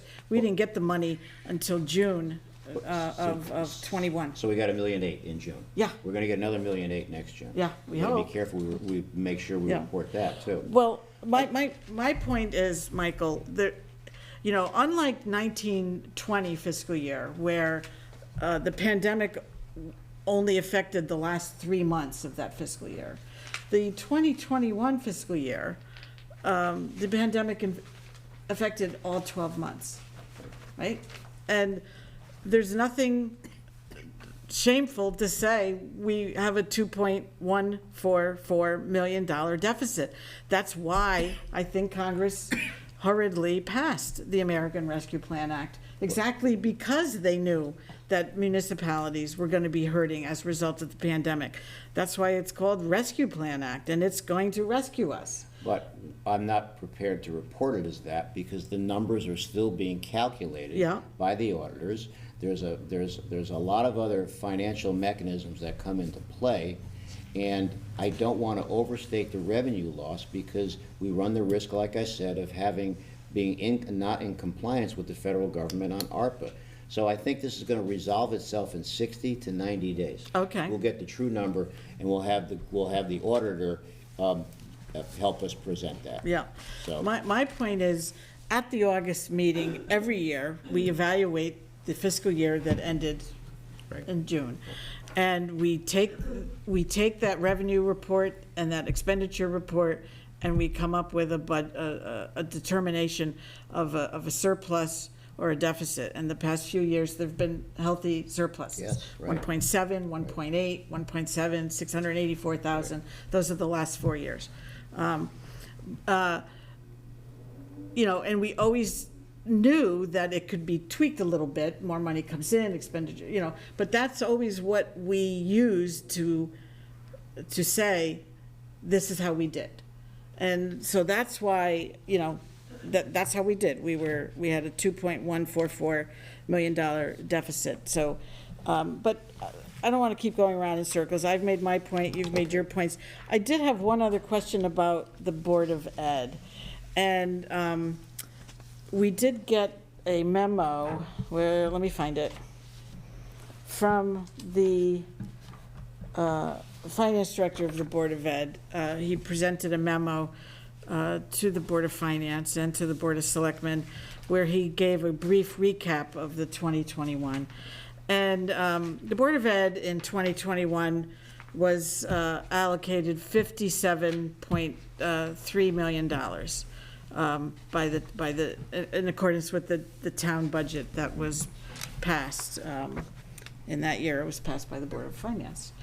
And he says that they spent almost all of it, $57,316,000. They were given $57,324. But he said $1 million of that went into these 3 reserve funds: the special ed, $350,000, capital $350,000, medical $300,000, leaving only a $7,000 surplus. But really, the surplus was $1,007,000. You can't put you can't make contributions to 3 reserve funds, one of which I believe is new. You can't feed those funds unless you have the surplus. So it's a little misleading to say that the surplus was only 7,000. It was really $1,007,000, and $1 million went to those 3 places. My question is, in August of 2020, the Board of Finance, pursuant to Connecticut General Statute 10-248A, established a special fund that was specifically intended for all Board of Ed end-of-the-year surplus money to go into. And then, do you remember the Board of Finance? For capital expenditures, yes. No, we had 2, there was a capital one and a spending one. If you look at the special fund, there were 2. The one I set up before the statute. No, the carryover. Right. And in August of 2020, not only did the Board of Finance unanimously create that fund pursuant to that statute, but they put in $557,718, which was the surplus for the Board of Ed last year. Actually, it was a little bit higher because they put $350 into the capital. There was 2 separate accounts, the carryover and the capital improvement. So my question is, was that statute only for 1 year? Why didn't the $1 million go into that account and then get dispersed in accordance to how it's supposed to be dispersed? Why did it just go right into the, do you understand my question? Yeah, because they have the option to put it into 3 separate accounts that really are accounts that help defray taxpayers' expenses in the next fiscal Right. year. I'm not So- questioning right. the So- need for it. So it's an appropriate accounting mechanism for them to do that. Okay. They can do that. Okay, I'm not questioning the need for the money to go into special ed, which is a big problem. It's huge, right. For us, I understand that, capital and medical. I'm not questioning the need for the allocation, I'm questioning the process and that fund that was created last year, which has now been emptied out and is not even reflected anymore on the special funds accounting. The July 31st, 2021 special funds doesn't even have that carryover that was created per that statute. So did it just disappear, or was it a 1-year deal? Well, no, I wouldn't say it's a 1-year deal. I think Right. that there's 3 critical needs this year, 2 of which are funding the self-insurance fund. The other one is funding special ed to reduce the volatility, ladies and gentlemen, because on special ed, there's a great deal of volatility every year between the inbound and the outbound special needs students. So what we did was, what they did with our permission, was to fortify the accounts to protect ourselves and the taxpayers for this fiscal year we're in right now. So it's an appropriate mechanism for them to do. And, you know, I have to say that they didn't even need to come to us. They've Right. got a lot of latitude. They go way beyond the Board of Finance. That's a state law. All the towns do is give them an aggregate amount of money. That's a law. We don't micromanage, none of our cities and towns, line by line. But they came to us, we have this relationship with them. They asked us our opinion, and we said yes. Those are 3 buckets where Right. that money should go But into. let's be clear, that was a surplus, though. Yeah, So that's the only reason why I'm asking the question, Michael. And again, I fully support what you're saying about the need Yeah. for it and how it's helpful to the taxpayers to have that money. The only reason I'm bringing it up is because of that account, that reserve, that fund called Board of Ed Carryover that was created last year. And it's specifically, the resolution that the Board of Ed passed specifically said that this account would be funded with surplus money. So here I see $1 million surplus. I'm just asking a procedural question. Yeah, I understand. Not, Yeah, I understand. not a substantive question. I support, the allocation of the money. I just wondered how it went that way, given the fact that that fund was established last year specifically for Board of Ed surplus money to go into, the carryover account. That's all, but, Right, no, I understand. okay. But I mean, haven't they really just selected, based on different circumstances? The Board of Ed, made a decision to put it into other needs like special ed, and the healthcare. I mean, I guess they could have put it in that account. Yeah. But Yeah, again, I they just- elected, I think, I- based on that yeah, memo. well, I just gave Mike again- a copy that they opted for a different direction. Right. They So could, but they could have put it. that I think that we all agree is a valid, use of the funds in terms of both healthcare and special ed. You're I not- just you're not wondered what happened to 10-248A, that's all. So that's All right. fine, okay. I understand Thank you. it's a procedural question. Yes. You're not questioning the content of. No, what no, was done. no, Okay, no, very no. good. I Thank get you it. very much. You're welcome. Okay. All right, I think we're good on this. Where's the I think we're agenda? good. We still went back, I'll put it. Yeah. a copy. Oh, yeah. I just gave that so you had a Yeah, reference. thanks. No, I have that. I Thank you. didn't know whether you had a copy, Thanks, but okay. she was, I wanted to make sure you could see it. All right, so now, because we moved some things around earlier, we're going to now go to item number 11. So who would like to read that, Sally or Bill? I'll read this. Find it. To consider and act upon a resolution recommending to the town meeting the name of the newly constructed concession stand at Vanacore Field as the Anthony Longley Concession Stand. So let me explain this. I explained this months ago, and we had a very painful and tragic thing happen to a family in our community.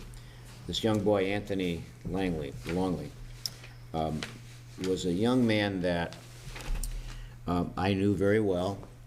I attended many of his fundraisers down through the years, and the Longley family went through a wide range of emotions down through the years.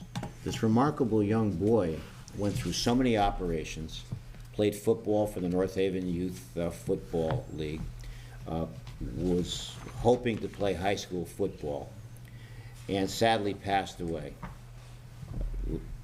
And it was a very sad moment. Forgive me, I'm sort of hesitating here. I get choked up even thinking about this. So, my office, along with the Board of Education, it started in my office, where a group of parents and Anthony's teammates on his football team, his youth football team, came to see me. This was going back about 2 years ago. Had all the parents in, the young boys who were teammates, and they asked me, what could we do? Is there anything, Mr. Frieda, we can do for Anthony? And I came up with this concept. They loved it. They also had a lot of feedback to me about naming something in Anthony's name. And then we engaged the Board of Education. And we got the whole Board of Education, the athletic director, the superintendent, and we collaboratively came up with the fact that as this concession stand was being renovated and built through grants to upgrade that football field and that concession stand, we collaboratively decided that this would be a wonderful thing to name this concession stand at the site of the very field that Anthony Longley loved so much and had hoped to play high school football for North Haven High. So this is on the agenda tonight to put on the September meeting later this month, and there'll be people who will be speaking on his behalf, this young boy who passed away. There'll be probably parents. We may see some of Anthony's teammates who support this initiative. And that, ladies and gentlemen, is a summary of a very long, poignant, compelling, and heartbreaking story. That's where we're at. Well, I have a few comments on this. First, I do remember the tragedy of young Anthony Longley, and I fully support that we do something at the field to honor his memory. You might recall, Michael, that about 4 years ago, I approached the chairman of the Board of Ed with an idea before this concession stand even began construction. Because it's not just a concession stand, there's also, on the other side, a locker facility. Right. And, the field is named after Mike Vanacore, who was a coach. I remember him. He was the coach and athletic director when I was at North Haven.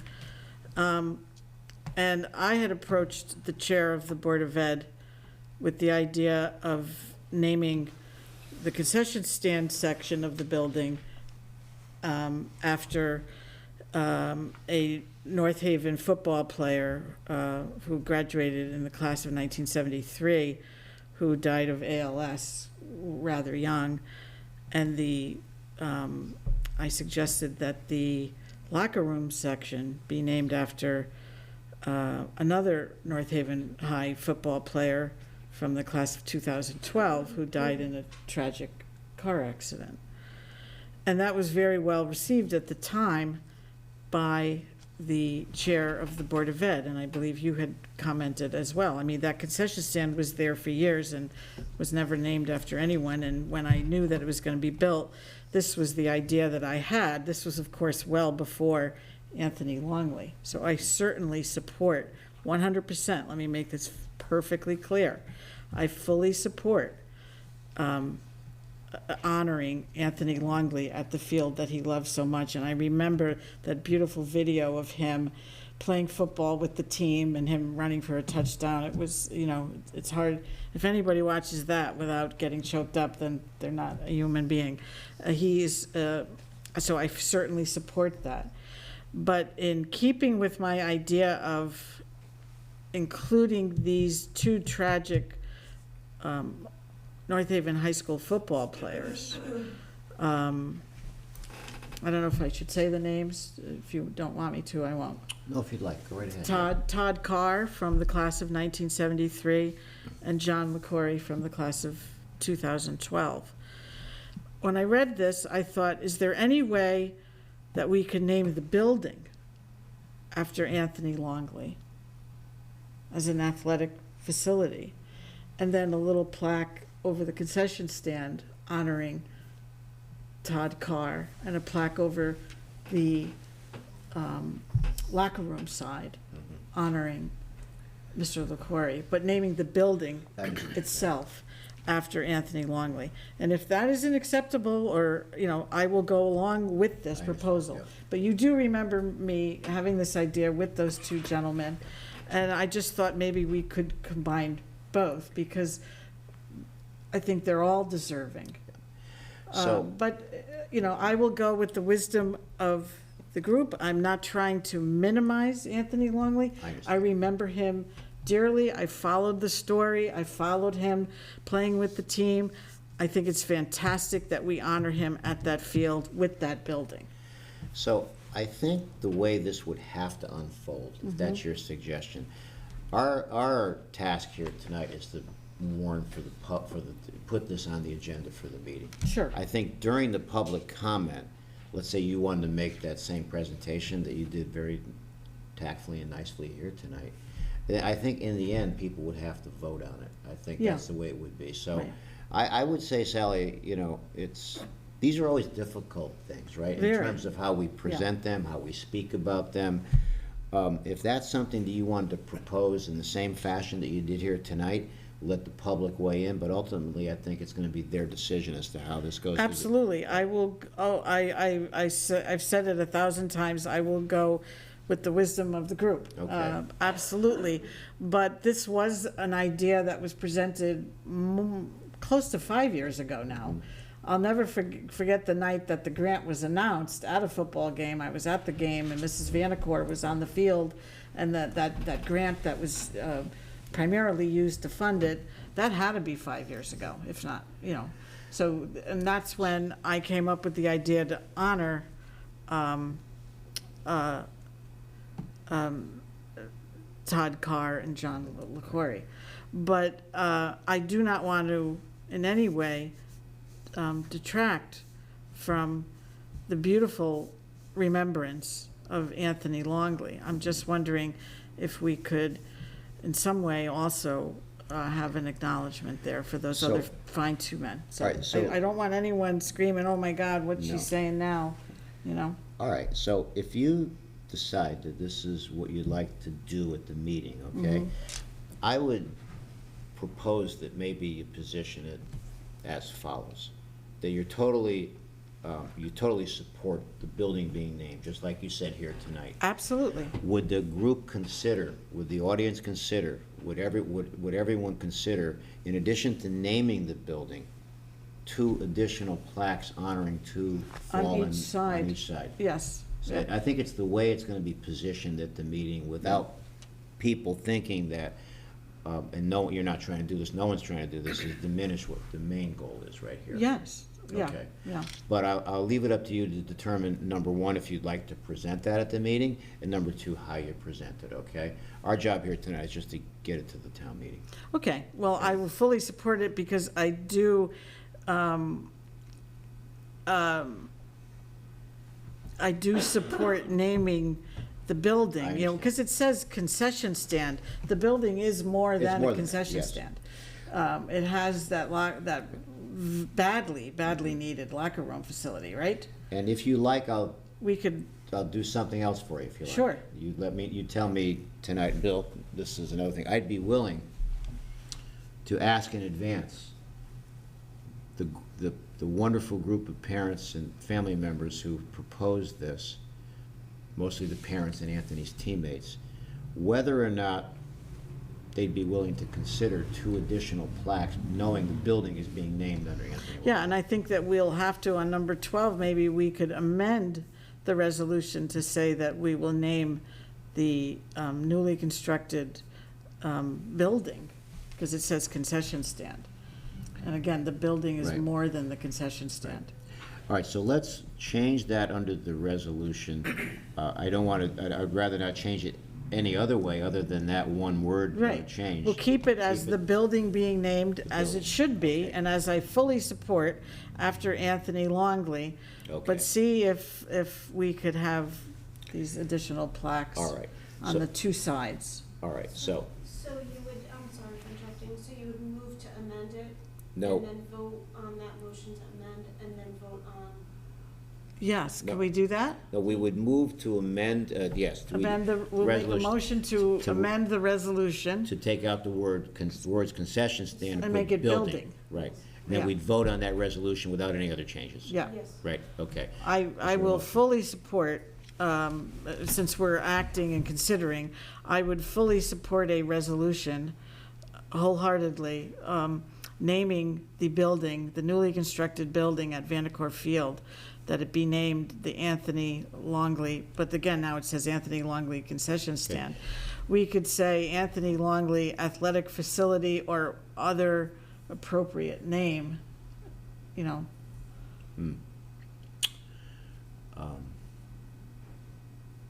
Well, I think for the sake of the resolution, we could say the Anthony Longley Athletic Building, okay, for the Yeah. sake of the resolution, Yes, all right? yeah. All right.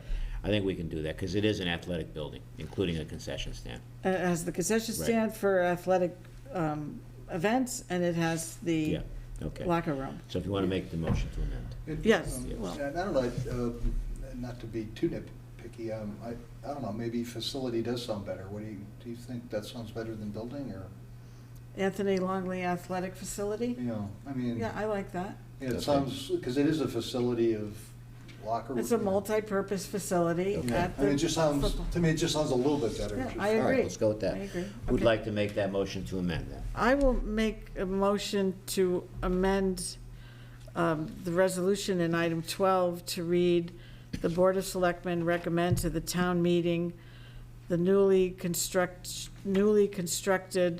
athletic facility at Vandecorp Field be named the Anthony Longley Athletic Facility." Very good. Okay, that's a motion to amend. Bill, is there a second? I'll second that motion. All right. Any other discussion? I support that. All those in favor? Aye. Okay. Let's go to, Well, now we have to read the motion and vote on it. Yes. So I'll make I will read the following amended resolution. Resolved that the Board of Selectmen recommend to the town meeting the newly constructed athletic facility at Vandecorp Field be named the Anthony Longley Athletic Facility. is there a second? I'll second that motion. Okay. Any other discussion? Hearing none. All those in favor? Aye. Okay. Thank you. I Thank you think very much. we have to, I think we skipped over agenda item number 8 inadvertently. Oh, boy. So, All right, so let's go to item number maybe 8. make a motion that All right, we now consider, agenda item number 8. so Second. motion, second. Any other discussion? Hearing none, all those in favor? Aye. Aye. Okay, who'd like to take item number 8? Well, it's correspondence from Gary George. He had 4. Again, we always thank our citizens for writing to us, and we thank Gary George for writing to us. His first issue in his letter was asking what North Haven was doing to help for resettled Afghan refugees. All right, so the way this unfolds, it's not the local officials, the municipal officials that lead the charge on this. There are organizations such as IRIS, there's DARA, I believe, in Danbury, and CIRI, which is a Connecticut Immigration Resource Institute. IRIS is the predominant organization in the greater New Haven area. So what happens on a annual basis, there's roughly 200 refugees that IRIS works with to try to integrate into the state of Connecticut. This year it's going to range from 700 to probably 1,000, based upon the situation in Afghanistan. So it's not the mayor's role to take the lead on this. It is IRIS's role. IRIS's role right now, which they do all the time, is they, once the vetting process is completed by the federal government, they look to, number one, determine any refugees coming in where they have family members in the existing communities. That's what they do. They also fund the integration of these refugees, in this case, coming in to Connecticut. They look at the housing market. They look at areas across Connecticut where there may be some vacancies. They'll look at hotels to see if they can put the refugees into the hotels. These are organizations that do this. It's not the town of North Haven or any other city or town with the mayors that leads this charge. So that answers that. What's the next one? Right, I just think- sort of I think Iris. the other thing too is that, I'm familiar with IRIS is the Integrated Refugee and Immigration Services, and it's a great organization. And I think I know of people, of friends of ours who have actually helped and participated and volunteered there, and I know on at least some occasions we've even donated there in terms of my family. So I think it's a very good organization for if people want to get involved individually, which I think is the appropriate way of doing it, to support a not-for-profit organization, like Integrated Refugee and Immigration Services, that, I think is in the business and knows how to do this, and that's why they're the Integrated Refugee and Immigration Service. So, Right. So, please, they're in the paper all, they're in the New Haven Register all the time in terms of the things that they do and their involvement with, with the situation that's been unfolding in Afghanistan. So I do encourage people individually to find out more about them and support them. I second Bill's sentiments there. IRIS is a great organization. I think they expect 200 to 300 Afghan refugees in this area. And, many of them worked with or for the U.S. government and fled for their lives with just the shirts on their back. So I agree with Bill, and I think that we as a Board of Selectmen should encourage folks to donate to IRIS. I know that clothing is a very specific need. We all have those sweaters and coats in our closets. I'm sure there's clothing drives that are ongoing. I read somewhere that was a great need. So look through your closets. Maybe there's something that you could donate, but that's what I agree with Bill. We should encourage people to donate to IRIS. And by the way, Sally, Yes. the head of IRIS has reached out for me a couple times in the past on those very issues. Yeah. So that would be I our mean, role. maybe our community services office, where we have a food bank drop-off, we could have a box there for a clothing drop-off. I don't know. But we do, I think, we all on the Board of Selectmen agree to encourage folks to support IRIS and its challenges. The second item was the vaccination rates, and Mr. George wanted us to know what we're doing to urge vaccination for the younger age group. Is that correct? Well, we always encourage everyone to get vaccinated. Yeah, we passed a unanimous resolution last month encouraging folks to continue social distancing, continue to wear masks, and to get vaccinated if not. I mean, we highly encourage that. The next one was, he was asking why last month the COVID positivity rate was 13%, and whether that had to do with the fact that the pool of people tested were unvaccinated. I don't think there's any way we know that, and you touched on that in your presentation earlier. Yeah. There's no way we would know that. Yeah. And finally, he wanted, Mr. George, and I have great respect for this, is always concerned about recycling and getting information out to the public about what is or what can be recycled. And he's suggesting that we put a direct link on our homepage that people could click onto and see what is recyclable. So don't we have that on the... It's in the website. For Public Works? Yeah, we'll take it under consideration, but as Valerie well knows, we get a lot of requests to have things put on the billboard of the website with links, and sometimes it's an issue of trying to manage the different requests, so. It's really only like 2 clicks to get to it. You just go to, 1 click for sanitation, and then it's right there. I thought it was Public Works, so I stand corrected. Sanitation, excuse me. And then recycling. It's like 2 clicks. So if you have any questions about what is recyclable, folks, go to the website Under department. go to sanitation. departments, sanitation, and all of the lists are there. It's right there. It is there, so. All right. Moving on to That's it. 13. Where are we now? 13. 13, Okay. All right. I think. All right.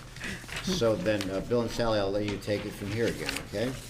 Can I just Yeah. add that we're going to be calling for the meeting, but I think we're going to have to now amend the call, because within the call is the resolution as it read prior for Anthony Longley. Okay. So I believe we have to amend the call.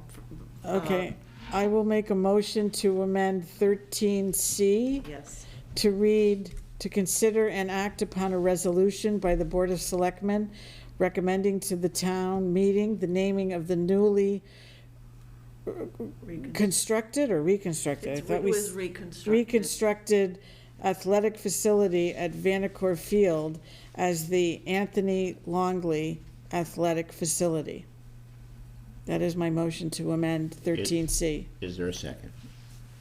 I'll second Sally's motion. All right, we have a motion and a second. Any other discussion? Hearing none, we'll call for that vote. All those in favor? Aye. Thank you. Do you want me to do this? Sure, please. 13, call for the annual town meeting to be held Monday, September 20th, 2021, in the auditorium of North Haven High School, 221 Elm Street, North Haven, Connecticut, at 7 p.m. to consider and act upon the following.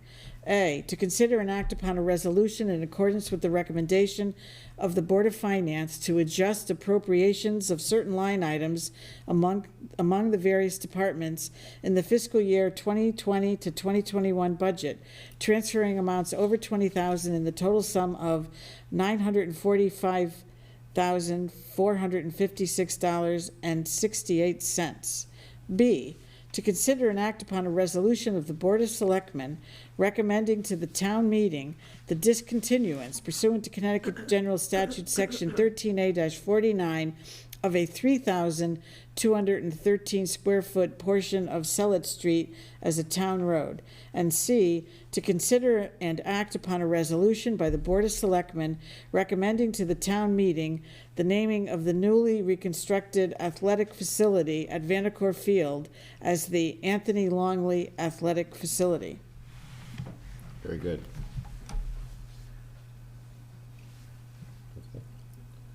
What? Yes. We have to make a motion for that? Yeah, make a Do we call? I forgot how we call.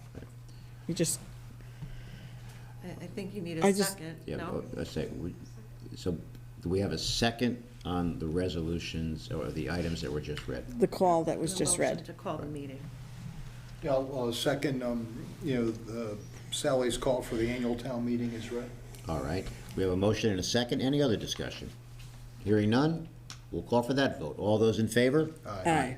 Thank you very much. Item 14. 14 is resignations and appointments. I'll make a motion to accept the resignation of Kevin Rossi, formerly of 555 Pool Road, number 206, North Haven, Connecticut, from the Housing Authority, term to expire December 31st, 2024. Second? All right, we have a motion and a second. In the discussion, Kevin, I know him very well. He called me personally. He's moving out for a great job opportunity out of North Haven. Kevin, if you're watching, appreciate your efforts. Thank you very much for having done this down through the years. So we have a motion and a second. Any other discussion?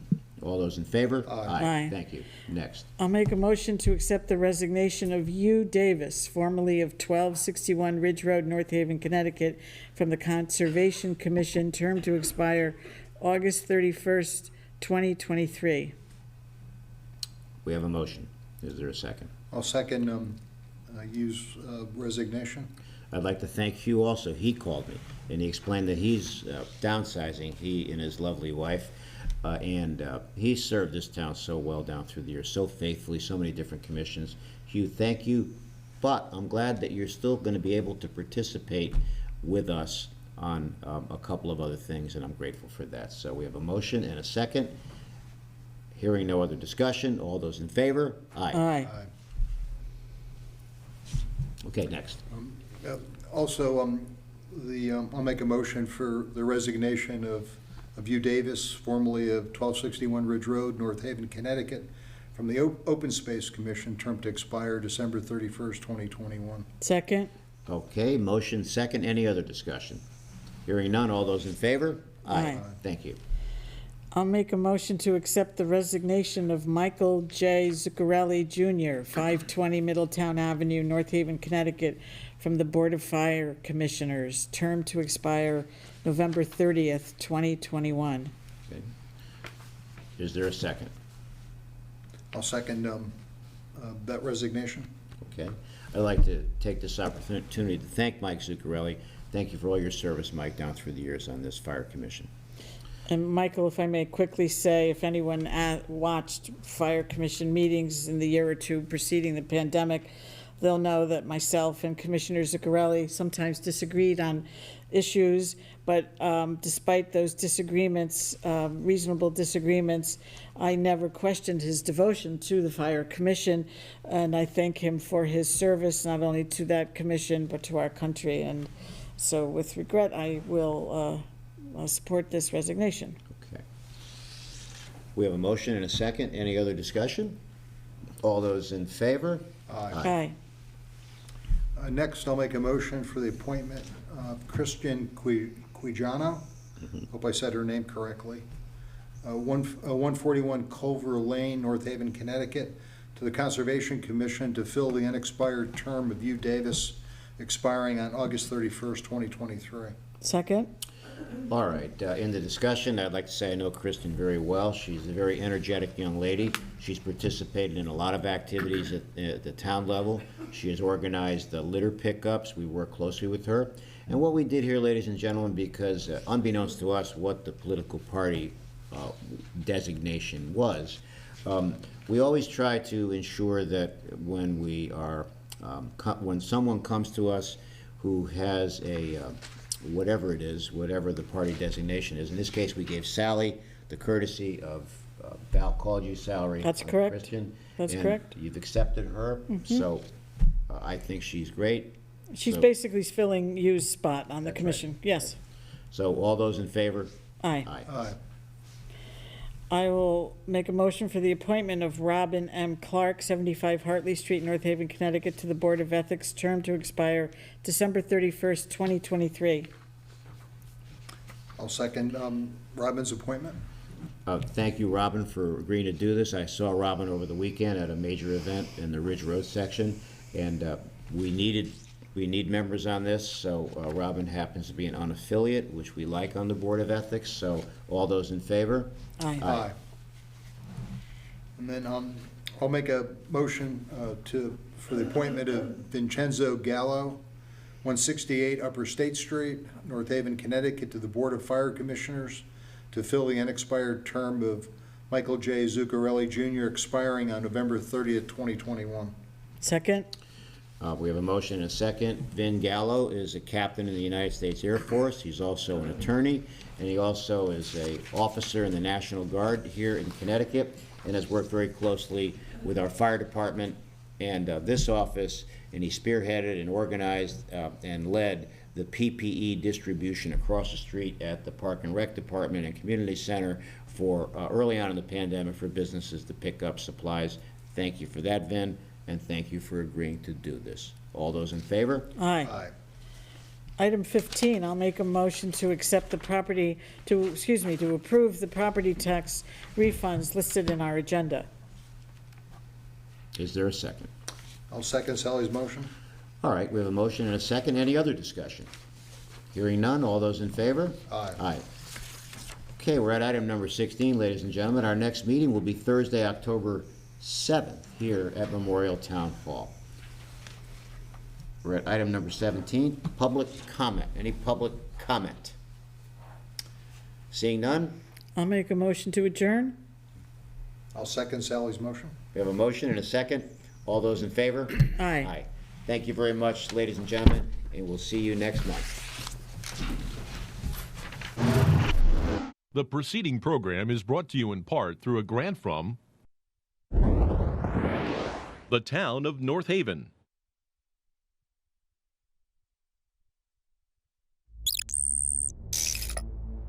Watch town meetings or other videos on demand at nhtv.com.